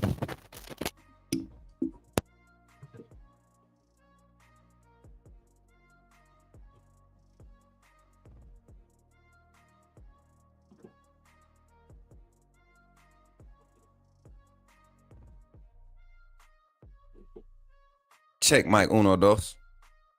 Check mic uno dos. All right. But yeah, man. Kalen DeBoer, he's always had his hands in the quarterback room, and we know he has receiver experience. But from what I'm seeing, bro, to me, it looks like there's Kalen DeBoer talking to the quarterback on field, and then Nick Sheridan is talking to the quarterbacks on the sidelines, right? And all, like, anything passing or quarterback team, like team drills, you see Kalen DeBoer out there directing the quarterback on the field. And then that was warming to see. But then when I seen every time Jalen Milroe walks off, Kalen DeBoer's walking with him, and they're talking, every time, bro. Every time there's a rotation, Kalen DeBoer, and then you'll see Ty Simpson. He'll go and do the same with Ty Simpson. And then he'll just go to evaluating. So I don't know if that's just like a first week thing where he's kind of like honing in on two guys first. And then but there's some consistencies with a few of the reports that have been coming out about Jalen Milroe just kind of just wowing everybody with his confidence, his delivery of the football, his release. For all my people that was trying to convince. Yeah, we've seen that release. That release changed up a little. It changed up. Yeah. For all my people that's trying to debate with me, talking about his throwing motion, he answered that question for y'all himself, and we posted it. So stop with that noise. He ain't changed his throwing motion. Not going to. It's hard to change your throwing motion, right? When you've been doing something for 8-9 years, right? It's hard to change it up in a matter of a few weeks. But what I have seen is that footwork. Every drill I've been able to watch, every little pass scale session I've been able to watch, and I've been to 2 practices now. So the consistency is starting to show. It's starting to show. So I'm excited about it, man. I'm happy for Milroe. I'm happy for him. I kind of just did my recap of the day already. My first little segment. There you go. Thanks, man. I said he would be big time this season. Caitlin, you did. Can't believe I'm not a ladies' man. Oh Lord, what we got? See, chat. Y'all not doing that to me tonight. I feel like my body is like in a cocoon, and it needs to sleep. What's up, Caleb? Everybody in the chat. Caleb, I thought you was a member, man. Mirror 1 and Ty 2, great to have both. Facts, Brian. I'm ready for I honestly, and I'm not saying this in a bad way, but I would love to see games where Ty can really get in and get 10 to 15 snaps, like passing plays. You get what I'm saying? Well, those first 4 games, I hope they can do it. Yeah, first 4 games. Yeah, we have a great opportunity to get him in there, learn the offense a little bit, because we've seen him like struggle a little bit with the offense, but as soon as he finally got those readable snaps, Still made some mistakes here and there, but overall wise, he looked promising, man. You saw He that talent. gambles a lot, man. It's in his nature. You know, the same thing they were saying about him last year during scrimmages. He's a gunslinger. He's a risk taker. I see it now, you know, and the only difference is like he's understanding more because he's had game speed reps, you know, and things slow down in practice. I think that's why Miro looks so great right now. To me, I'm a realist. The way he looks in practice, you can't believe that he's going to start the season looking like that, right? You can as a fan, like you can be hype about it, but bro, this Miro looks like a quarterback, Jared. Like for real, man. His dropbacks look different. I mean, his decisiveness to start climbing the pocket. I seen him play, man, and yes, it was on air, but it was just like the ability to kind of mimic it, you know, in his head. It wasn't like step back and I got all day. He dropped back, going. They call out the number. 1, they say 2, 3. 3, 4. Yeah, they say 3, and he climbs the pocket to throw it to 3, not stand in one spot to throw it 3. You know what I'm saying? His third read. If you're going to your third read, you're moving off platform. I don't care who you are, what type of offensive line. Unless they only rushing 3, they running some type of drop zone. You're climbing the pocket to deliver that, or you're stepping up somewhere. You're not sitting in one spot for 3 whole seconds. Not anywhere in the SEC. So I like how he's just adjusting, man. I can't wait, man. Yeah. Hey, Crimson Dad, I think Miro gonna drop 80 on USF. They gonna try to drop 80, bro. Oh man, I hate it for them boys. I hate it for them. He might have a rushing touchdown, man. He may just rush out of bounds. So we got to. Hey, that boy, I'm telling y'all, he been in the weight room too. That boy, I'm saying, Miro, Kendrick Law, Jam Miller, Justice Haynes, them some big body dudes, man. Like some stocky dudes. Jalen Mbakwe, he looked like he on some Tony Brown type jump. You remember how Tony Brown just blew up? He was always shirtless during pre-workout. Like what he used to say, man. I'm trying to what do you say? Like my turf. Like this is my turf, man. Intimidation, I'm man. Yeah, that boy always used to. But it's crazy because Mbakwe, you know, Tony Brown came to Bama. He was just slim and ripped. Like he always had cuts and stuff. He loved to work out, but he got on that nutrition program and they beefed him up. You couldn't tell Tony nothing, and they beefed him up, and he still kept his core. He still kept the abs.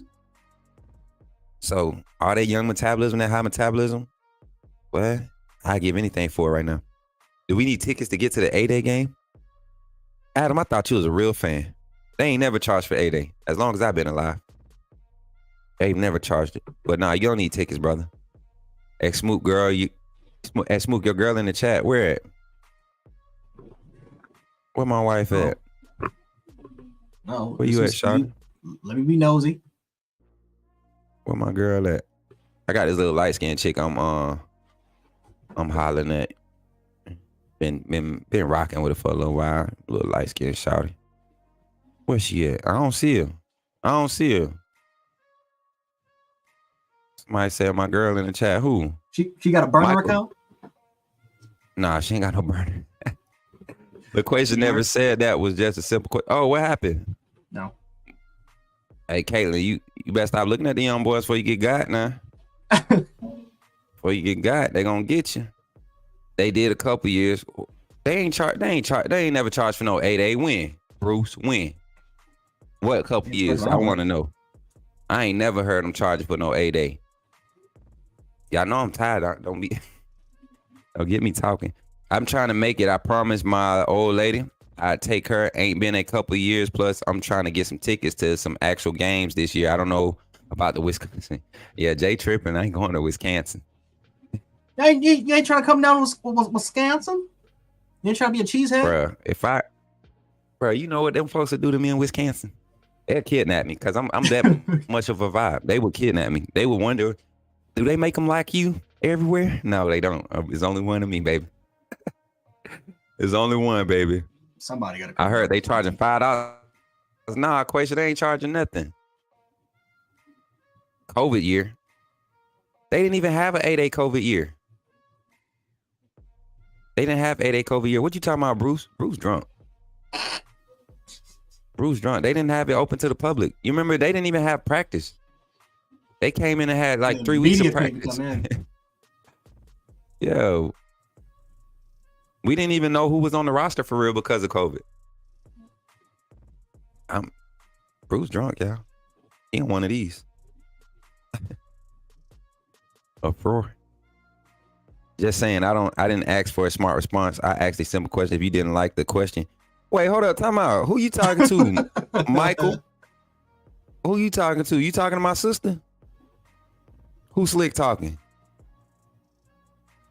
They did a few years back. I ain't never heard of nobody paying for no 8-day. Somebody got y'all. That's what happened. Y'all, they was outside trying to look and see if they need a ticket, and somebody was like 8-day tickets, and y'all went and bought some fake tickets and gave them to the people at the thing, and they took them. Oh God, man! Y'all done bought some fake 8-day tickets. Stop playing, y'all. When? Oh, see, they don't sell them. That's what I'm saying. They not selling 8-day tickets, man. It was considered donation. They not charging for 8-day. I promise you, y'all. So if y'all gave somebody any money for some tickets to go to 8-day, it was not a ticket to get to 8-day. You was just donating. You became a Yay Alabama. You became Yay Alabama, and you ain't even know it. You better get your tax returns, your claims for that. That's a charitable donation. They got you, Caitlin. Man. They got you, girl. They slick, man. What up, Ty? How you feeling, fam? They got y'all, man. Oh, they slick. Oh, wait. So who? I don't see nobody responding to you, Mike. Yeah, I donate to UA all the time too. Every time I go over there and eat that doggone at Whataburger and all them spots on the strip, boy, I know they know me now. I think I done ate lunch over there like all but 3 days since I've been. Hey, I know them folks think I'm a student. I be walking around there so much, boy. This will be the first day of like this since I've been. This is my third Monday. I done been on the campus at least 3 or 4 days every week. Just walking around, man. I miss it. I miss having like high testosterone, like high metabolism. I miss being able to go to sleep at 4 o'clock and wake up at 5:30 to start my day. Like I miss them days, man. Oh, we good, Ty. We good, Ty. Brett, what's good, my boy? Appreciate that $1.99. What's good, famo? Yeah, man. How you feeling? Appreciate that $1.99. I'm chilling tonight, y'all. I'm in such a smooth mode. I was almost about to take a nap. Jay was about to carry for another hour because I'm tired, y'all. I'm beat. Like the hype of today, with Smith, Derek Smith commit, and y'all see, ain't nobody said nothing back to me. Shout out to the big 206 in the chat. Y'all done bumped it up since we got in this mug. They ain't said nothing back to Smook since I reposted it. Y'all remember last week? I purposely did that too, Jay. You remember? I think I told you. I said I was gonna post so people can get to talking because they've been hating on Bama football on YouTube. And I said we don't usually get commitments on Mondays, but when we do, they fire. I posted that last Monday. And people, where the commitment at? Where the commitment at? Da, da, da, da. And the funny part is rubbernecking right now. A lot of the responses, man, they came to the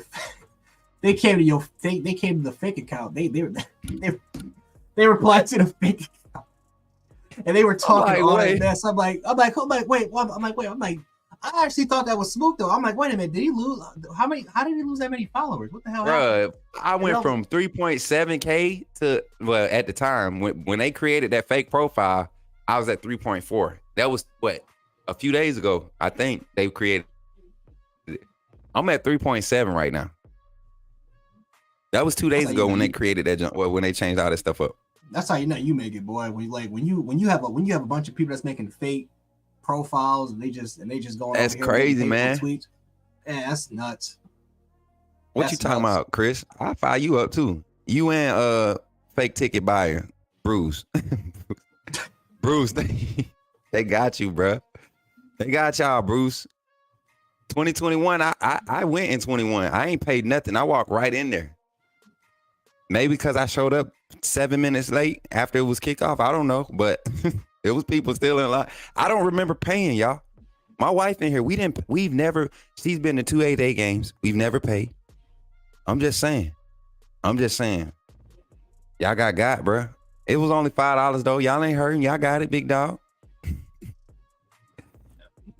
Hey, Jared, 2 tickets for 8A, 125. Jared got some tickets for y'all, man. 2 tickets for 8.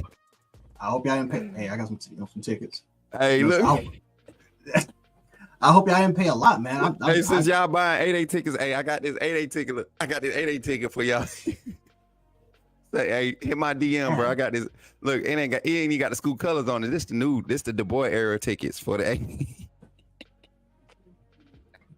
Hold on, y'all. Hold on, I got some 8A tickets. Let me make y'all a ticket real quick. Since y'all giving money away. Hold on. I'm gonna make a list and I'm gonna stop. I'll make y'all some 8A tickets. Oh man, Bruce. I'm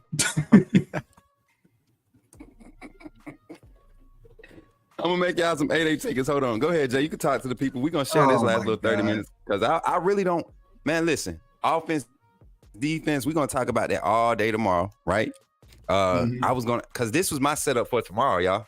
This was my setup for tomorrow, and I was gonna try to force it, but I feel like we here right now, and we got tickets to sell. So I'm about to start making tickets, man. I'm about to start making tickets. Chester, you gotta stop, Smoot. You see what you got. You guys look at the chat going on now, dog. Trying to make fun of Bruce. Stop, man. Y'all gotta stop making fun of Bruce, man. Leave him alone. That's not funny. I gotta put Sears barcode at the bottom. Hold on. Put a barcode.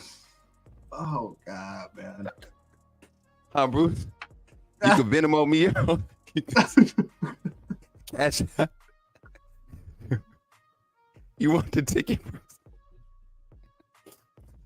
Bruce, you know I love you, man. Oh, how Bruce, much you did know I love pay? you, man. It's all fun, man. You know I love you, man. Oh my God. 3 rival sites are saying you guys are telling recruits not to come to Bama based on the depth chart. They're telling the recruits this info. I hope it's not true. With transfer portal, there's no longer a real depth chart. Wait. You guys, you said 3 rival sites are saying you guys are telling recruits not to come to Bama based on the depth chart. They're telling the recruits this info. I hope it's not true. With transfer portal, there's no longer a real depth chart. Appreciate that $20 DLL. But what you saying? We telling people or other people telling people? I don't miss it. They advertised it as $5 admission. Smook didn't hear it, but I'm upset. Smook ain't donating to our BDS, bruh. I'm not paying $5 to go to 8A to go in the stadium and watch practice. Come on, dog. They tripping. I'm not gonna lie though. When I first went there, man, and you just were able to walk in free, I legit thought, oh, okay, well, because she's with the Deltas. She's with the Deltas. So I thought, okay, you know what? They came to the Delta connection. Maybe they set them things up, and maybe we're special. Because we didn't get any box seats. We just sat at the upper level. We all sat at the upper level. So I thought we were special. I thought, you know what I'm saying? Everything was paid for. So I get it. I get it, but oh man, I don't, man. Yeah, trying to get them tickets. I hope you didn't pay a lot of money, man. I hope you didn't pay a lot of money to go to those games. Hey, Jared trying to get these tickets off, chat. Undefeated. Y'all need to help my boy. We trying to sell them tickets, fam. We trying to get my boy tickets off. Jared, I want at least like $10 off of it. That's one hot dog at the stadium. That's one. Now I do know they still making you pay for that food though. They upcharging that food on 8A. How much is the hot? I remember paying. I paid like $12 for like a freaking hot dog. Like the hell, popcorn was almost $20. That one gonna be. They didn't have beer. They have beer now. I don't think they had beer though back then. That hot dog gonna be $21 on 8A. I promise you. And guess what? The beer gonna be $32. You're gonna be paying for one beer. You'll be paying the cost of a rack for one beer at 8A, bro. They gonna get their money, bro. Listen, hey, on 8A, do not go to. You know what? I don't know, man. And I'm gonna double check with my wife. I don't remember paying in 21, and I don't want to feel like I freaking thugged out on my team, bro. Because I don't thug out on Bama. I don't thug out on Lakers games, and I don't thug out on Bama. I might thug out on the Hawks game, or I might thug out on like the Montgomery Biscuits. You know, just kind of just boom boom. I might thug out on the Braves game because they cool up there. They don't be tripping. If it's a regular game, like they just playing like the second header, a double header, and you go into the second game. Yeah, man. Hey, y'all silly. Hey, so let's talk about 8A though. Since we talking free parking pass with the team.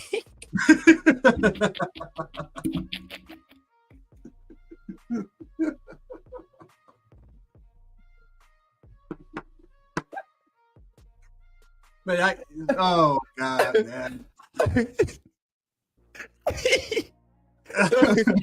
Look, that's gonna be on the back. I got this ticket right here. This is a $5 ticket, fam. This is a $5 ticket. I got y'all. Oh man, y'all silly, bro. They're lurking on this channel and making clips to send to recruits. They're saying you guys are saying this. Really? Who's saying that, DLL? I want to see it. Send me a clip. I want to see my face. You know, that's sad because if that's really happening, that'll be like the second instant this week that we've been approached by like some big dogs. Like for real, like we got people mad and barking at us, bro. Woo, woo. Little puppies. Woo, woo, woo. Well, they big puppies. They don't scare me though, man. I'm here to work, man. I think people, you know what it is? People are tired of propaganda, and we're not giving propaganda, and we're giving real. We're giving honesty, like unfiltered, in the best way possible, most professional way possible, without losing the audience. I love interacting with our chat. Most shows won't sit here and talk to their chat about random stuff after discussing 8 hours of football. Like, hop off. I could have hopped off a long time ago. I love talking football, right? But it gets to a point as a professional, you only have so much that you can expound on before you start becoming repetitive, right? Mm-hmm. And I think our chat, I think our undefeated understands that. And the moment that we engaged months ago with the small talk, when Kyle did it, that's when it really took off. When Kyle was the one interacting with it and doing it and, you know, creating a little fluff in the chat, that's when I knew things were going to change for this channel. And it hasn't stopped growing. We still getting subscribers daily. We still growing daily. It's only a matter of time. Once A-Day get ready to come around, when spring practice get active and we start being able to get more cuts and clips, man, it's gonna get active. That's why we trying to encourage all the supporters, all the real people that's in here that's supporting for real, to go ahead and pick up that members badge, because it's gonna be times where we're gonna have 400, 500 members in here, fan funders. Yeah, it's crazy. What happened, Marquita? What you heard? What's the craziest message you ever heard? So who passing out the Sean acting up, man. Sean acting up, passing out the gin, and I'll be back. Listen, I'm not drinking on A-Day. I'm not drinking. I feel like it's gonna be hot. Only thing I'm gonna be drinking is probably some Gatorade. Yeah, I ain't drinking. I ain't gonna lie to y'all. You'll be dehydrated if you drink all that beer. What? Listen, the thing is, I can drink beer. I will. Like that's my beverage of choice. And my mama probably ain't trying to hear that. But like if I'm gonna drink something, it's gonna be some Michelob Ultra. You know what I'm saying? It's gonna be some Michelobs or some, you know, some slight, some Corona, Modelo, something like that. But I'm at an age now, man. I don't be trying to get toasted no more. I like functionality. I could be. I could be, man. I could be. Now my birthday, May 19th.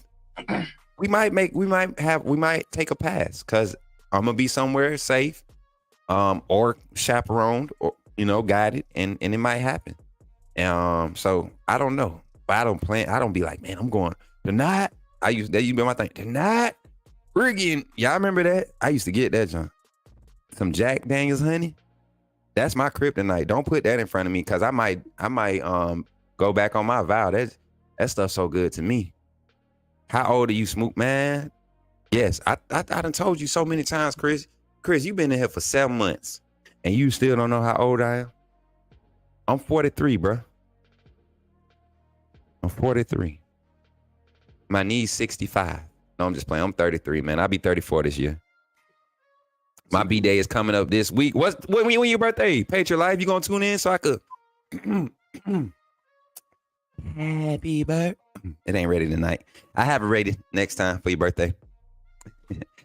Jack and Coke Classic, man. Look, I don't put no Coke in my Jack. I'm telling you, me and Jack is homies. He can rock with me anytime, baby. My mama, bro. I hope my mama, she gonna jack me up, y'all. She gonna jack me up. Now offering the saving package comes with the field and bench access and oatmeal cream pie.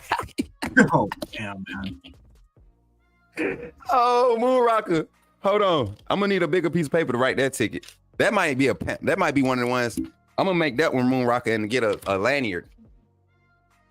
I'm gonna get Bruce, I'm gonna get a box of lanyards. How much did you pay for, Bruce? Bruce said $5. He said, now I believe it. I remember the donation. Like I remember the donation sign. I remember that.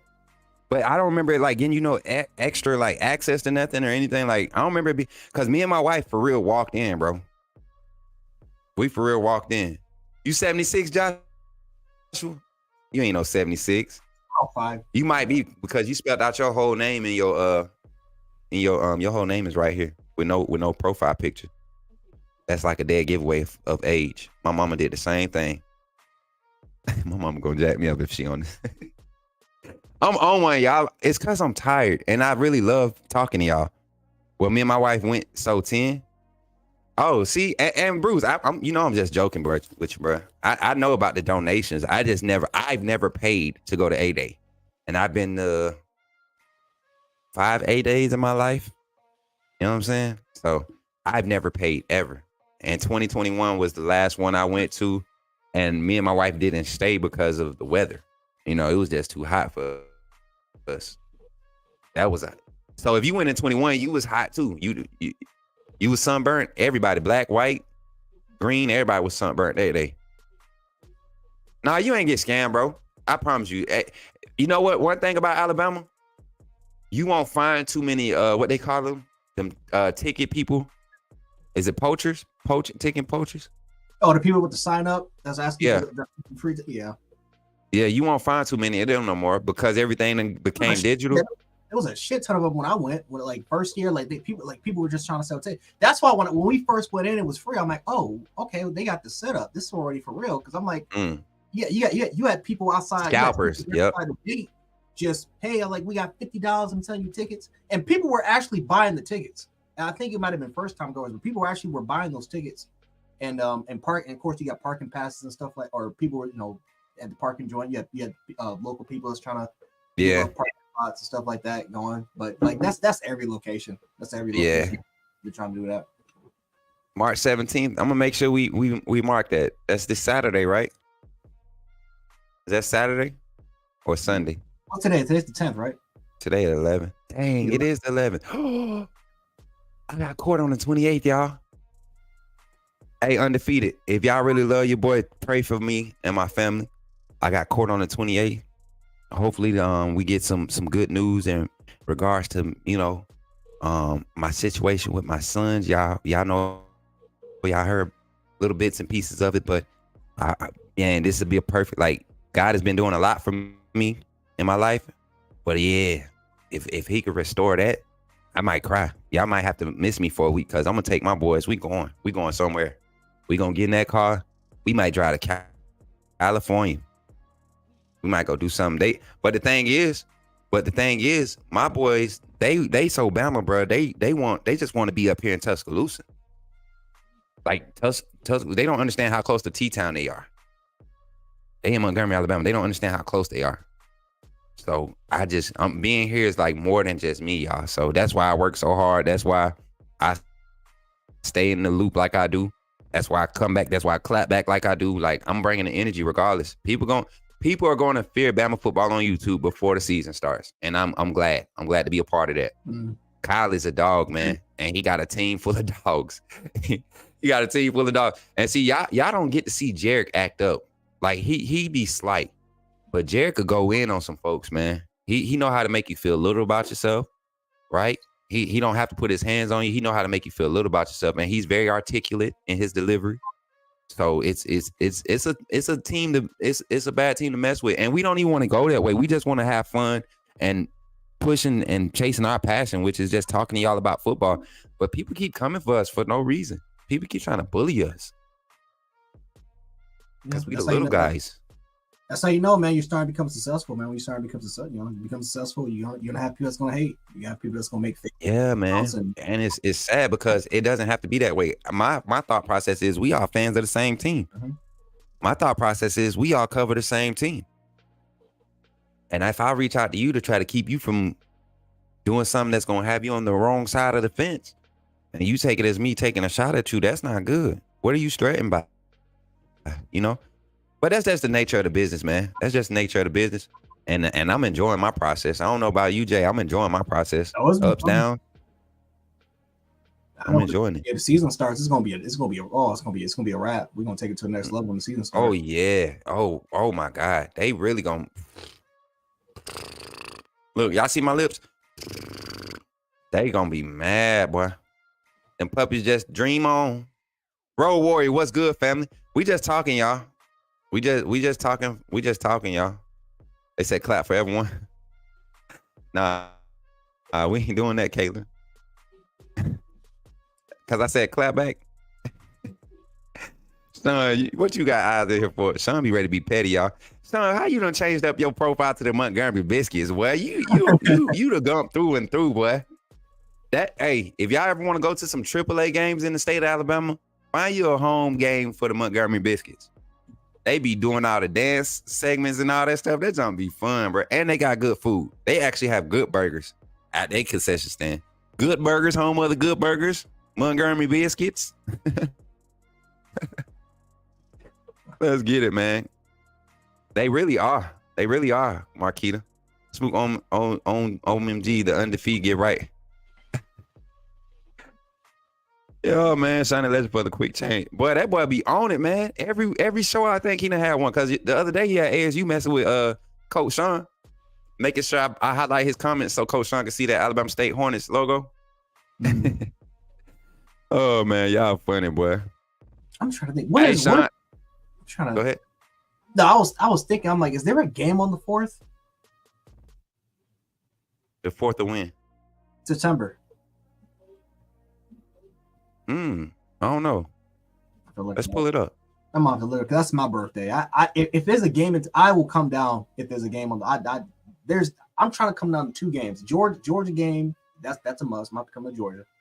Oh boy. But if there's a game on the 4th, I'm probably gonna have to come down. Nah, it's a game on the 7th. Your birthday on a Thursday? Yeah. I mean a Wednesday, my fault. It'll be on Wednesday. That's crap. My game is it's never on a Saturday or a Friday. It's you always could come down Friday. on the 4th and then just stay till the Saturday. It's South Florida. Oh, you're right. No, you're right. You're right. And then South Florida, you know it's gonna be space. We might be able to get down low on the field. Yeah. I be balling on the budget, bro. I don't know how to spend money on stuff that other people spend money on. I'm always at the upper level, man. Bro, I don't even care, bro. Like if I'm going to the game, I don't even be asking folks. If I get a free ticket, I definitely don't ask where the seat's at. I don't care. But when I pay for tickets, I be budgeting. Like, that's just me. And it ain't because I ain't never had money. If I want to watch the game for real, I could watch the game at my house and have a perfect view. If I'm going to enjoy the game, I want to have a little elbow room. You know, even at a packed game, the seats higher up, people be spread out up there, man. Nobody be sitting down for real. People be spread out. See, I'm cheap. I'm very cheap. I'm sorry. That's just me, man. I'm cheap. But I almost died. I think 2 times. One when I was at Beaver Stadium when Bama played Penn State. I was all the way at the top. Through the 420 section. I was all the way at the top, man. I almost fell off. I almost fell off, man. But it is what it is, man. And I think the second time was the Ellis when I was in Louisiana. I was in Baton Rouge. Mm-hmm. And I was good there, but I almost fell off. Don't they stadiums just feel like it's tipping over though? Like all angles seem like you just the sound like the way that it's weird. It's not like it's not architecture. They built it like that, though, didn't it? Yeah, it's like it's deep, so that the sound is able to so you can keep the sound in. Like it's very very deep inside of the way that they kind of make their stadium compared to everybody else. It's unique, but like it was like I felt like I was I thought I was drunk. Because when you sit all the way at the top, man, and especially when that wind, you really leaning over, man. I'm telling you. Yeah. To me, it felt like I was leaning over. That's scary. Hey, shout out to Qbert3343 298978. I had to finish this for them. With the $4.99 super chat, he said, "What's the motivation for Ty Simpson sticking around? Just curious to hear your insight, guys." All right, this is the motivation. One, Milroe is they good friends, man. They are real good friends. They not buddy. They just good friends. They respect each other. And he and Milroe have a strong bond. Milroe has a strong bond with a lot of players, but in that quarterback room, he takes it his personal responsibility to be the big brother in that room. And Milroe and Simpson gave each other their word that they was gonna battle it out. So, and then another thing, I think Ty Simpson comes from a family, from a background where you don't change your commitment. You complete it. And the only way Simpson is leaving is if they take it from him. If Coach DeBoer tells him, "We don't have a place for you in this offense," that's the only way I feel like Ty Simpson is going to leave. And to me, that could realistically happen. I don't think Coach DeBoer like bite his tongue with that type of situation. I think he'll find an efficient way to communicate that without telling the player, like what Julian Sayings. He didn't let Julian Sayings build up no false hope. He told him straight up, I understand, you had a plan. We would love to see you develop in the system, but, heads up, we got a quarterback that we're recruiting. We're continuing to develop. We're bringing him over. Same class as you. What should have been, was supposed to be the same class as him. But, decisions was made. But yeah, I really believe Ty's going to stick it out. I think he's a 1-year guy. He only needs 1 year, kind of like Mac Jones. Same thing with Lonergan, man. But Austin Mack is really got a lot of developing to do, man. And I think he will. But it wouldn't be crazy to think that he might have to sit another year after this year. Like, it wouldn't be crazy to look at that and then look at that trajectory of his career and say, okay, nothing wrong with that, because he's another guy. You talking about a guy that's 6'6", 240, and you don't think NFL scouts are going to be raving over him once he gets draft eligible? He could have an Anthony Richardson type season and go first round, basically. Hey, Jay, you like halfway in the camera, bro. Oh, hold on. That's better? Yeah. Close. No, I got you. You good right now? Nah, you was like this. Oh, okay. You know what? That's why, because my camera is like all the way over here. Why is it all the way over here? You fix that. Mm-hmm. Fix that right here. There it is. There it is. Yeah, my camera. There it is. There goes Tyler Perry. It feels like I'm in Baton Rouge, man. I'm leaning all the way over here, man. Damn. Look, there goes Tyler Perry. Somebody was in here the other day. They was like, "Where Tyler Perry at?" It was like, Tyler Perry. And then I was like, "Oh, dang, he do kind of favor Tyler Perry when he had the facial hair." Yeah, they was saying you favor Tyler. Oh, God, man. Well, at least they didn't call him Medea. Like, I'll take it, man. Right.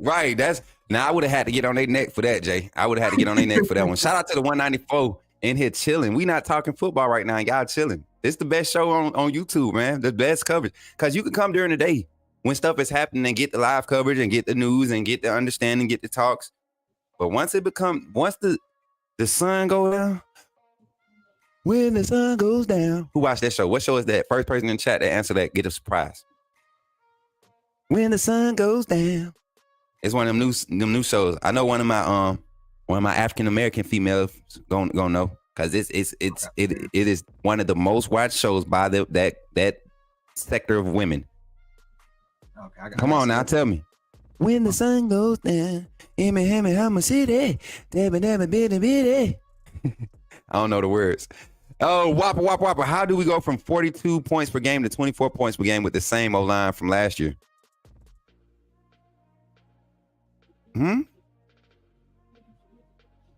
I think we still was averaging like 34 or 38 or something like that this past season. Wasn't it like 33.1 or something like that? Offensive, Jay? Points per game? From 20, it wasn't that low. Yeah, we didn't. I know we didn't score no 42 points per game. I know that. I know. No, that was they talking about the year before that with Bryce. It was averaging like 41.7. Oh, and then Miro came back and I think it was at 33. It wasn't that low. Yeah, it was 30. Yeah, it was. Yeah, let me look. Might have been like 32. You actually might have been on point 33. Yeah. Cause I mean, as bad as we struggle, that's why I be trying to tell folks, as bad as our games felt, we were not garbage like compared to the rest of the country. In spots, we were 33.9 points per game. Yeah, I had to debate this a lot, so some of these numbers is like stuck in my head. Oh, Ephraim, that question is more for Smoot. Smoot, he'll tell you. He wants to know about Goofball. What's good, brother? Huh? What do you say? He wants to know about Kirk Cousins to the Falcons. Ephraim, don't even talk about that. I'm sick of Atlanta. I quit. I on live. I'm giving up. I'm saying it. I done did this for the past 4 years. I done gave up on these. And this today, I ain't turning back. Atlanta Falcons is like that. It's like that one girl that got that good cooking. Y'all know what I'm talking about. We ain't talking about it in the kitchen. She got that good cooking, but her attitude is trash. She don't like to clean up after herself. She wants you to buy her everything, right? But all she good for is some good cooking. That's what Atlanta Falcons are. They just good for good cooking. They got some clean jerseys. The black, red, and white theme is fire. The stadium is fire. The food at the stadium is good. They got the flames, all the fire and the everything you want, like, right? Pretty cheerleaders, everything. And then they just go out there and just blow games, just throw games. Yep. And they throw money away at Kirk Cousins. They go in Desmond Ritter is going to be the next. Who's the other guys they had them while Matt Ryan was washed up? Man, bro, we held on the Ryan for like 5 years too long. Jesus Christ, man. That man could have had such a better career going somewhere else. Oh. Yeah. Julio, we left. I don't care if Julio want to play till 50, we should have kept paying him. Ain't no way. Man. Then we get Calvin Ridley and Kyle Pitts and all these doggone athletes in the perimeter, but don't go get an O-line. Drake Then we go. Then we go to the defensive side. Who's on your defense? Hell, I don't know. Because they don't play defense. You might get 3 defensive players out of our defense the whole game. So I don't know. I don't care. Pissing me off. DeMarco Hellams. That's the star of our defense, Atlanta defense. DeMarco Hellams. Crazy, man. I'm about to be. Listen, any Eagles fans in here? Where the application at? Where's the fan app at? Because I'm trying to get on there. Bruce Watson. You know what? That would be crazy. But I think the state would get behind an NFL team. The state of Alabama would get behind the NFL team. Definitely. 100%. Where's gonna be at? Where do you think it's going to be at? Birmingham? I know. I think Huntsville might mess around and pull something. I think Huntsville, man, when riding through Huntsville coming down, I hadn't been to Huntsville since like 2013, 14. So riding through Huntsville coming down, going to see my godson, seeing how it's getting built up. Coach Sean wasn't lying. Marquita, you out there too, ain't it? In Huntsville? Yeah. Huntsville, they won't go south. They won't go to Mobile and then like that. They won't come, like, they won't get close to the Georgia line. There's only like a few major cities in the state of Alabama that's like major cities. Yeah. Huntsville is heck nah, Dino. We trying to keep our players alive, bro. Can't be having them leaving practice, getting caught up in shootouts. Montgomery get active, fam. Don't put that in the gun. Tell him, Sean. That new stadium they put up there, man, that junk. It look like it's about 40 years old already. It only been up for like 8 years now. Not even that long, right, Sean? The new stadium that they left, the Crampton Bowl. Did they tear the Crampton Bowl down? Because y'all know they used to be, that was the first field Babe Ruth played Major League Baseball on. At the Crampton Bowl in Montgomery, Alabama. People don't even know that. Smoot, Madison? Yeah, Madison is nice. My folks stay in Madison. My uncle and them, they stay right there in Madison too. Vegas. Yeah, man. Huntsville is nice right now.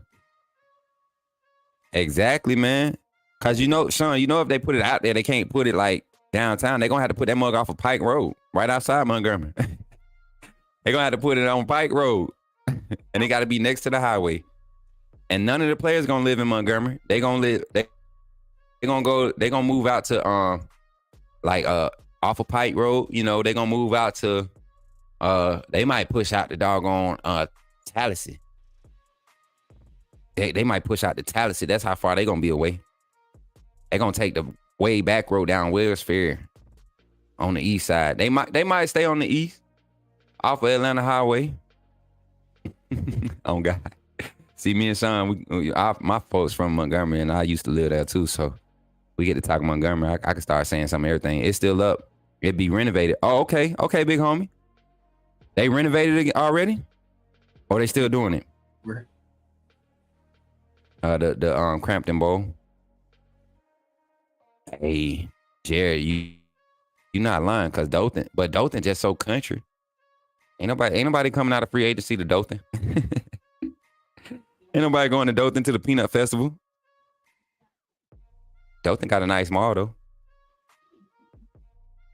Off Drake, Oakwood Drive, anywhere off of Yeah, you right. Yep. Josh Allen. Oh no, to where the Falcons? Man, please. That boy, he probably put that in his doggone clause. I cannot go to the Falcons. How did we not get Justin Fields, man? That's why I'm really salty, bro. As much as I didn't like him in college, I wouldn't mind having him in the NFL. Yeah, it's funny. You probably would have got a second round pick for him because no one's offering a first. Javion, what side of Fairhope? What side of Fairhope? Because they get active in Fairhope. I got family down there too. Nah, I ain't from Montgomery, Nicole. I just grew up there a lot. I was in and out of that mug a lot. My family. When we moved to when my family moved back to Fort Benning, Georgia, Columbus, Georgia, in 2001, we was going to Montgomery every weekend. Cause we, growing up, we didn't get to see my grandparents and family. Me, my brother, and my sister. So that hour and a half trip wasn't nothing. Fairhope only got one. That's what I'm saying. They get active in Fairhope. But like all the little towns outside of it with the one street light and stuff, they claim themselves at Fairhope. No NFL. So where they gonna put it? Where they gonna put it?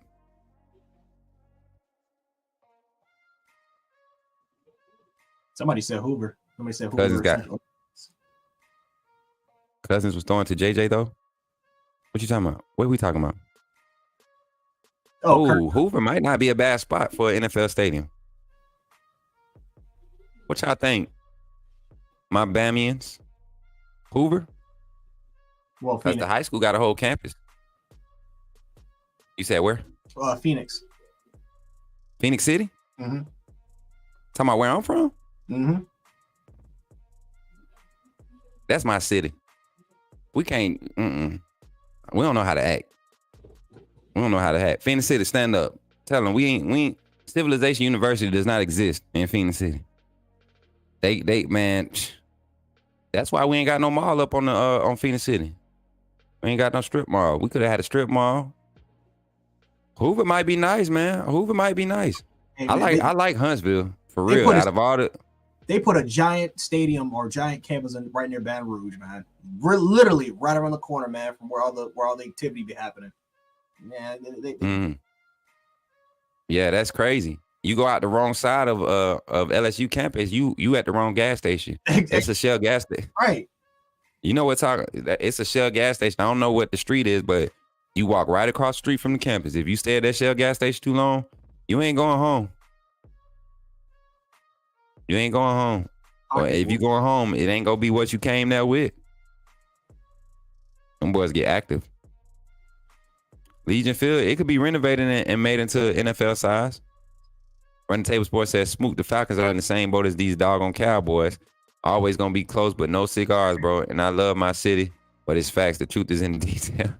Oh, man, listen, at least Dallas fans got something to claim. They can hold on to their 40-year-old Super Bowl ring, right?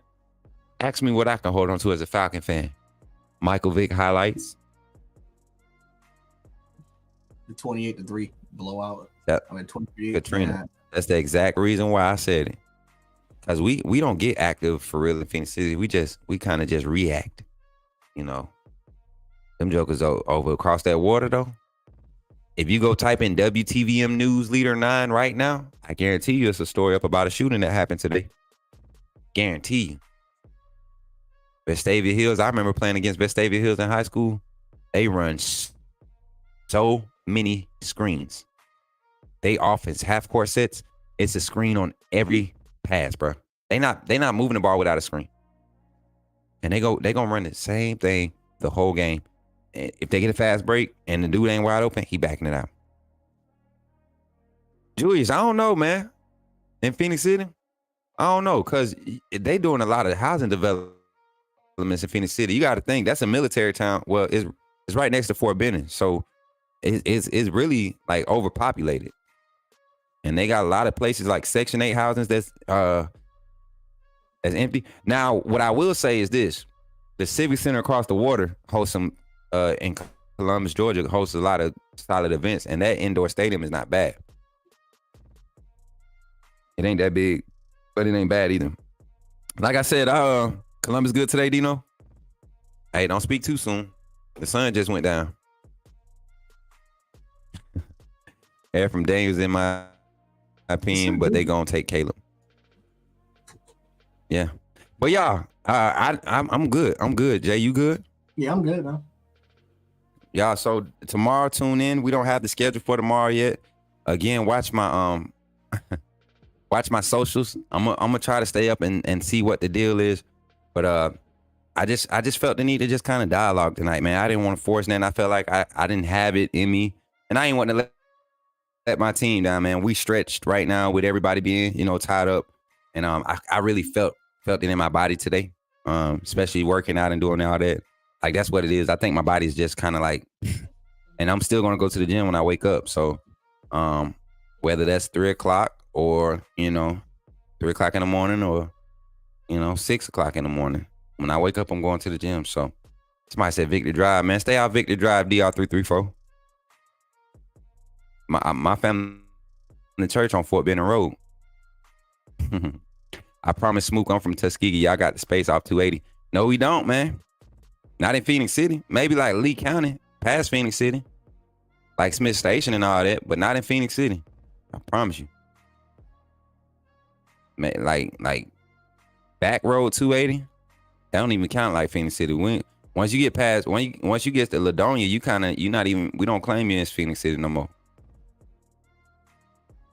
Yeah, Smith Station more out there. Yeah. Now Smith Station got the space.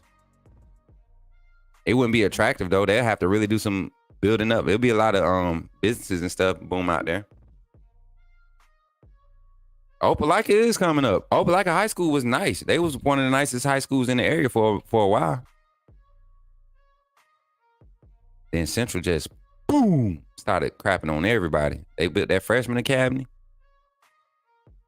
If we put you can't put in LaGrange or Fort Benning, because then it's in Georgia. It wouldn't be a Bama professional team then. We'll be like, what's his name?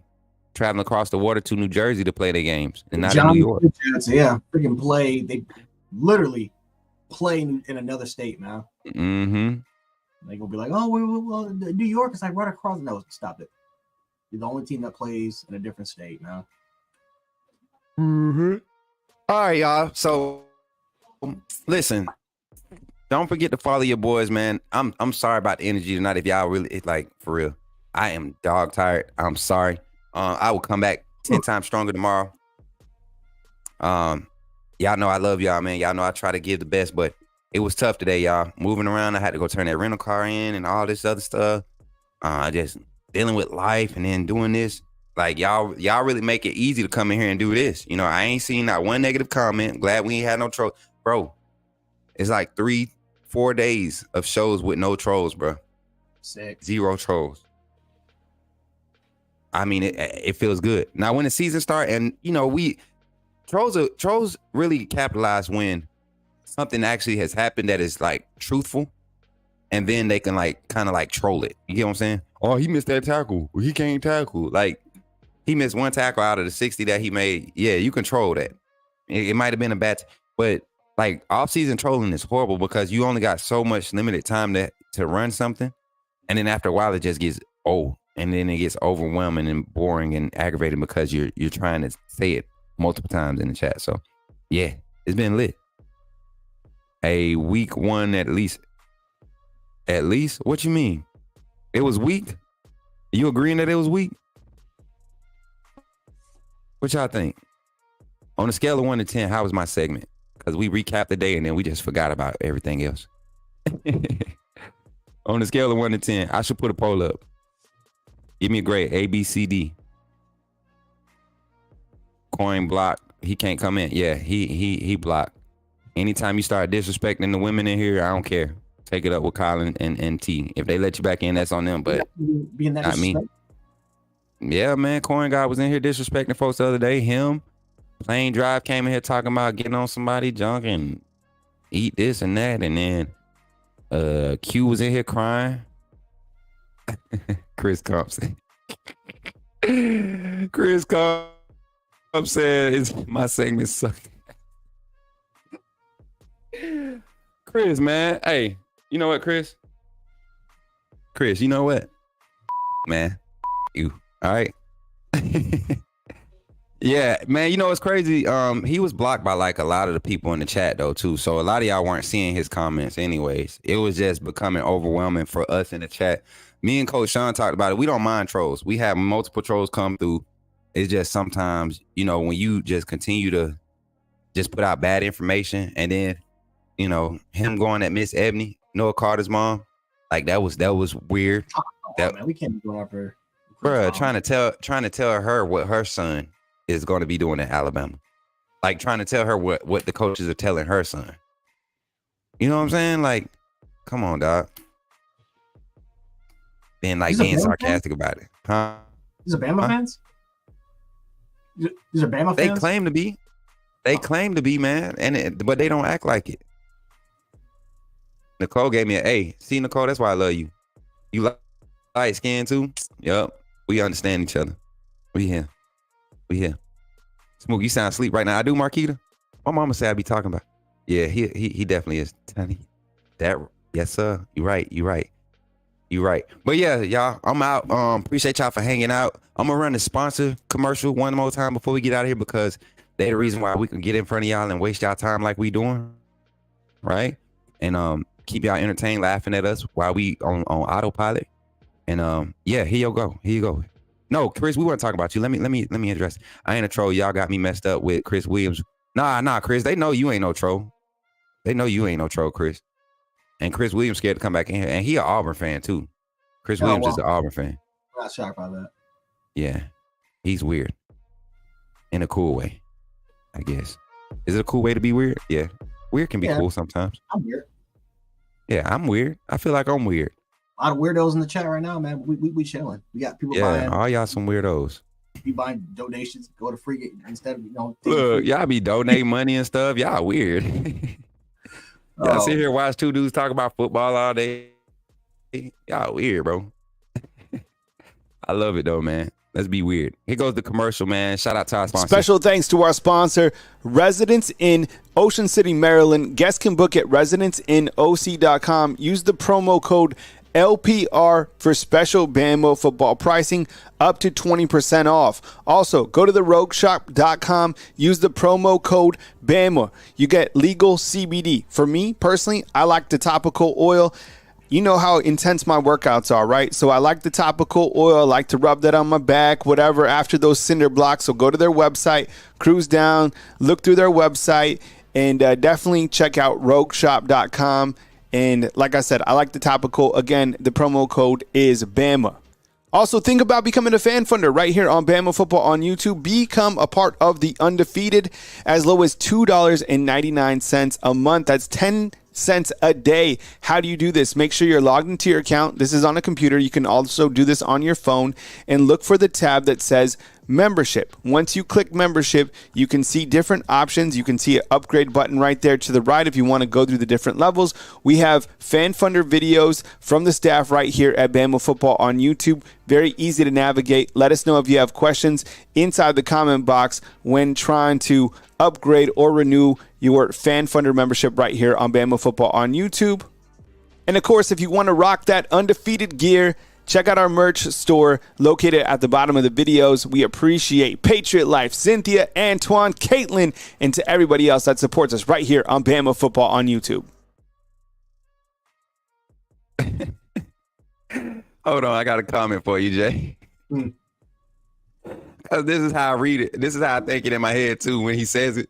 When Kyle on the commercial be like, I like to rub it on my back. I'm just, every time I see that, man, I'm just imagining, man. He's like, man, I'm just rubbing it on my back. Right.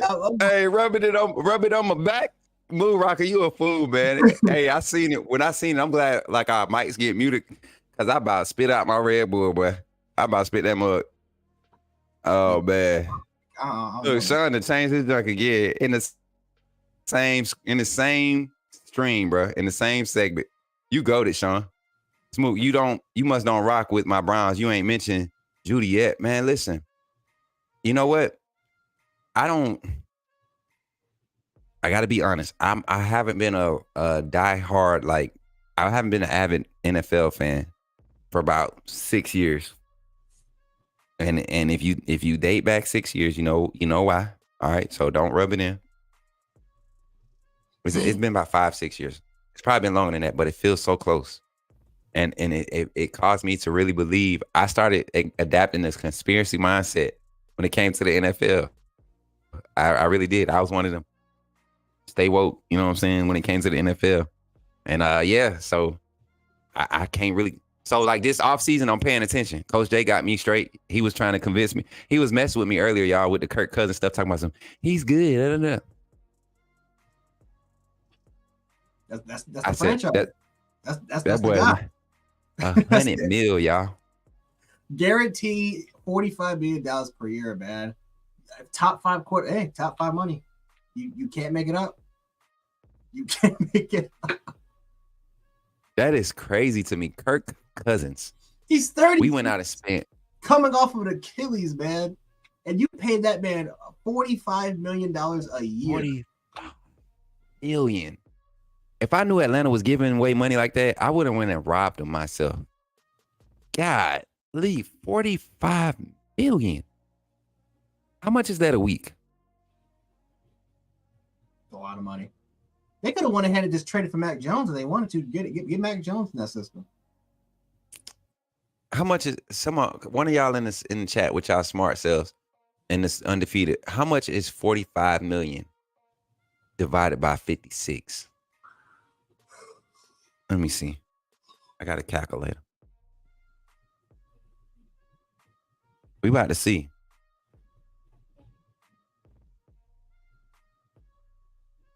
That man making $800K a week, bro. $800K a week. That's crazy. For being a mid quarterback in a league where the quarterback selection is like diminished. You're either very good or you're borderline garbage. And he got 50 and he's million. Like at the top of borderline garbage. He got $50 million as a signing bonus. So he got that joint right off the gate. Just Lord have mercy. And I'm telling you, man, he better be careful, man, because don't be hanging out with Quavo. Don't be down there, man, because I ain't gonna lie, y'all got some spots. Y'all don't go to zone 6. Yeah, don't go to zone 6. I got some spots down there, man. Kirk Cousins. You better call Gucci, make sure you straight. He got the grills, like he bought some diamond grills. Hey, nah. He need to link up with Wade. Wade's World in the chat. That's who he need to link up with so he can get put on. Wade know everybody in Atlanta. We ain't weird. We just humans living our own individual lives, man. It's different from yours, but that's life. I'm glad we have our own privacy, but Smook, look forward to meeting you, homie, anyways. Roll Tide, roll. Man, everybody's weird, bro. Ain't nothing wrong with being weird. Ain't nothing wrong with being weird. Yeah, Marquita. Quavo. We got to try to link them in. Man, we got to help. You know what? I'm not going to say we no more. They going to have to figure something out. Bro, this ain't gonna be good at all, man. I don't care what nobody say. Unless they gonna go out and buy a new offensive line, it's not gonna be good at all. You got to build around. I hate you got to build around now for 3 years guaranteed. You got to build around them instead of fixing up the defense because y'all need a defensive line. You could get Dallas Turner with the 8th overall pick. I don't think that's gonna happen. Probably gonna look for a tackle or a receiver. Yes, I guarantee. Nah, Atlanta go do something crazy. They're gonna draft a tight end first pick. Brock Bowers paired up with Kyle Pitts. Yeah, we're gonna draft Brock and move Kyle to wide receiver. Okay. Yeah. Well, all right, Chad. I'm out of here, man. Y'all have a great night. It's been fun, chilling, kicking it with y'all. Smooth little late tip tonight, man. I'm sorry again, y'all. I apologize. I'm bringing the energy in the morning. Schedule for tomorrow. We just got it in Slack. I'm gonna read it off. Lit. 8 o'clock, we got Ty Hayes. 9 o'clock, we got meeting. 10 o'clock, we got Kyle. They must be headed back home if he taking the closer in the morning. And then 6 o'clock, you got Jarek. 7 o'clock, you got Sean. And y'all might have me at 8 o'clock tomorrow. It's Tuesday. I may not be available tomorrow evening. I may have some important things to handle, but I will let my team know so that we can get it. We can get it done. So I'm Coach Smook. Coach Jay. And we are the undefeated. We are the undefeated. We gotta get like some of Arnold. We gotta get like some something. Gotta do it or something. But we gotta do something so it could be like Dave Chappelle and the Revolution. Oh yeah. And the Evolution. Oh yes. It's me and the Evolution. Oh man. But if somebody thinks I'm weird, then they should be checking. They need to go to Chris. I think you taking it personal. Bring it back in, bro. We just having a family moment. It's okay. John, what's good, brother? Ephraim, what's good? Beam me up, Scotty. Hey, look, beam Y'all acting up, man. Love y'all, man. Appreciate y'all. And as always, roll tide. Enjoy the rest of y'all night. Thank you for tuning in to Bama Football on YouTube, the late night chill session. We ended it off with the Smook Scoop, the chill session. So appreciate y'all for hanging out, y'all. And catch y'all tomorrow morning, 8 a.m. sharp with Ty, Around the Table Sports Ty, and all that good stuff. All right. Much love, y'all. What's that?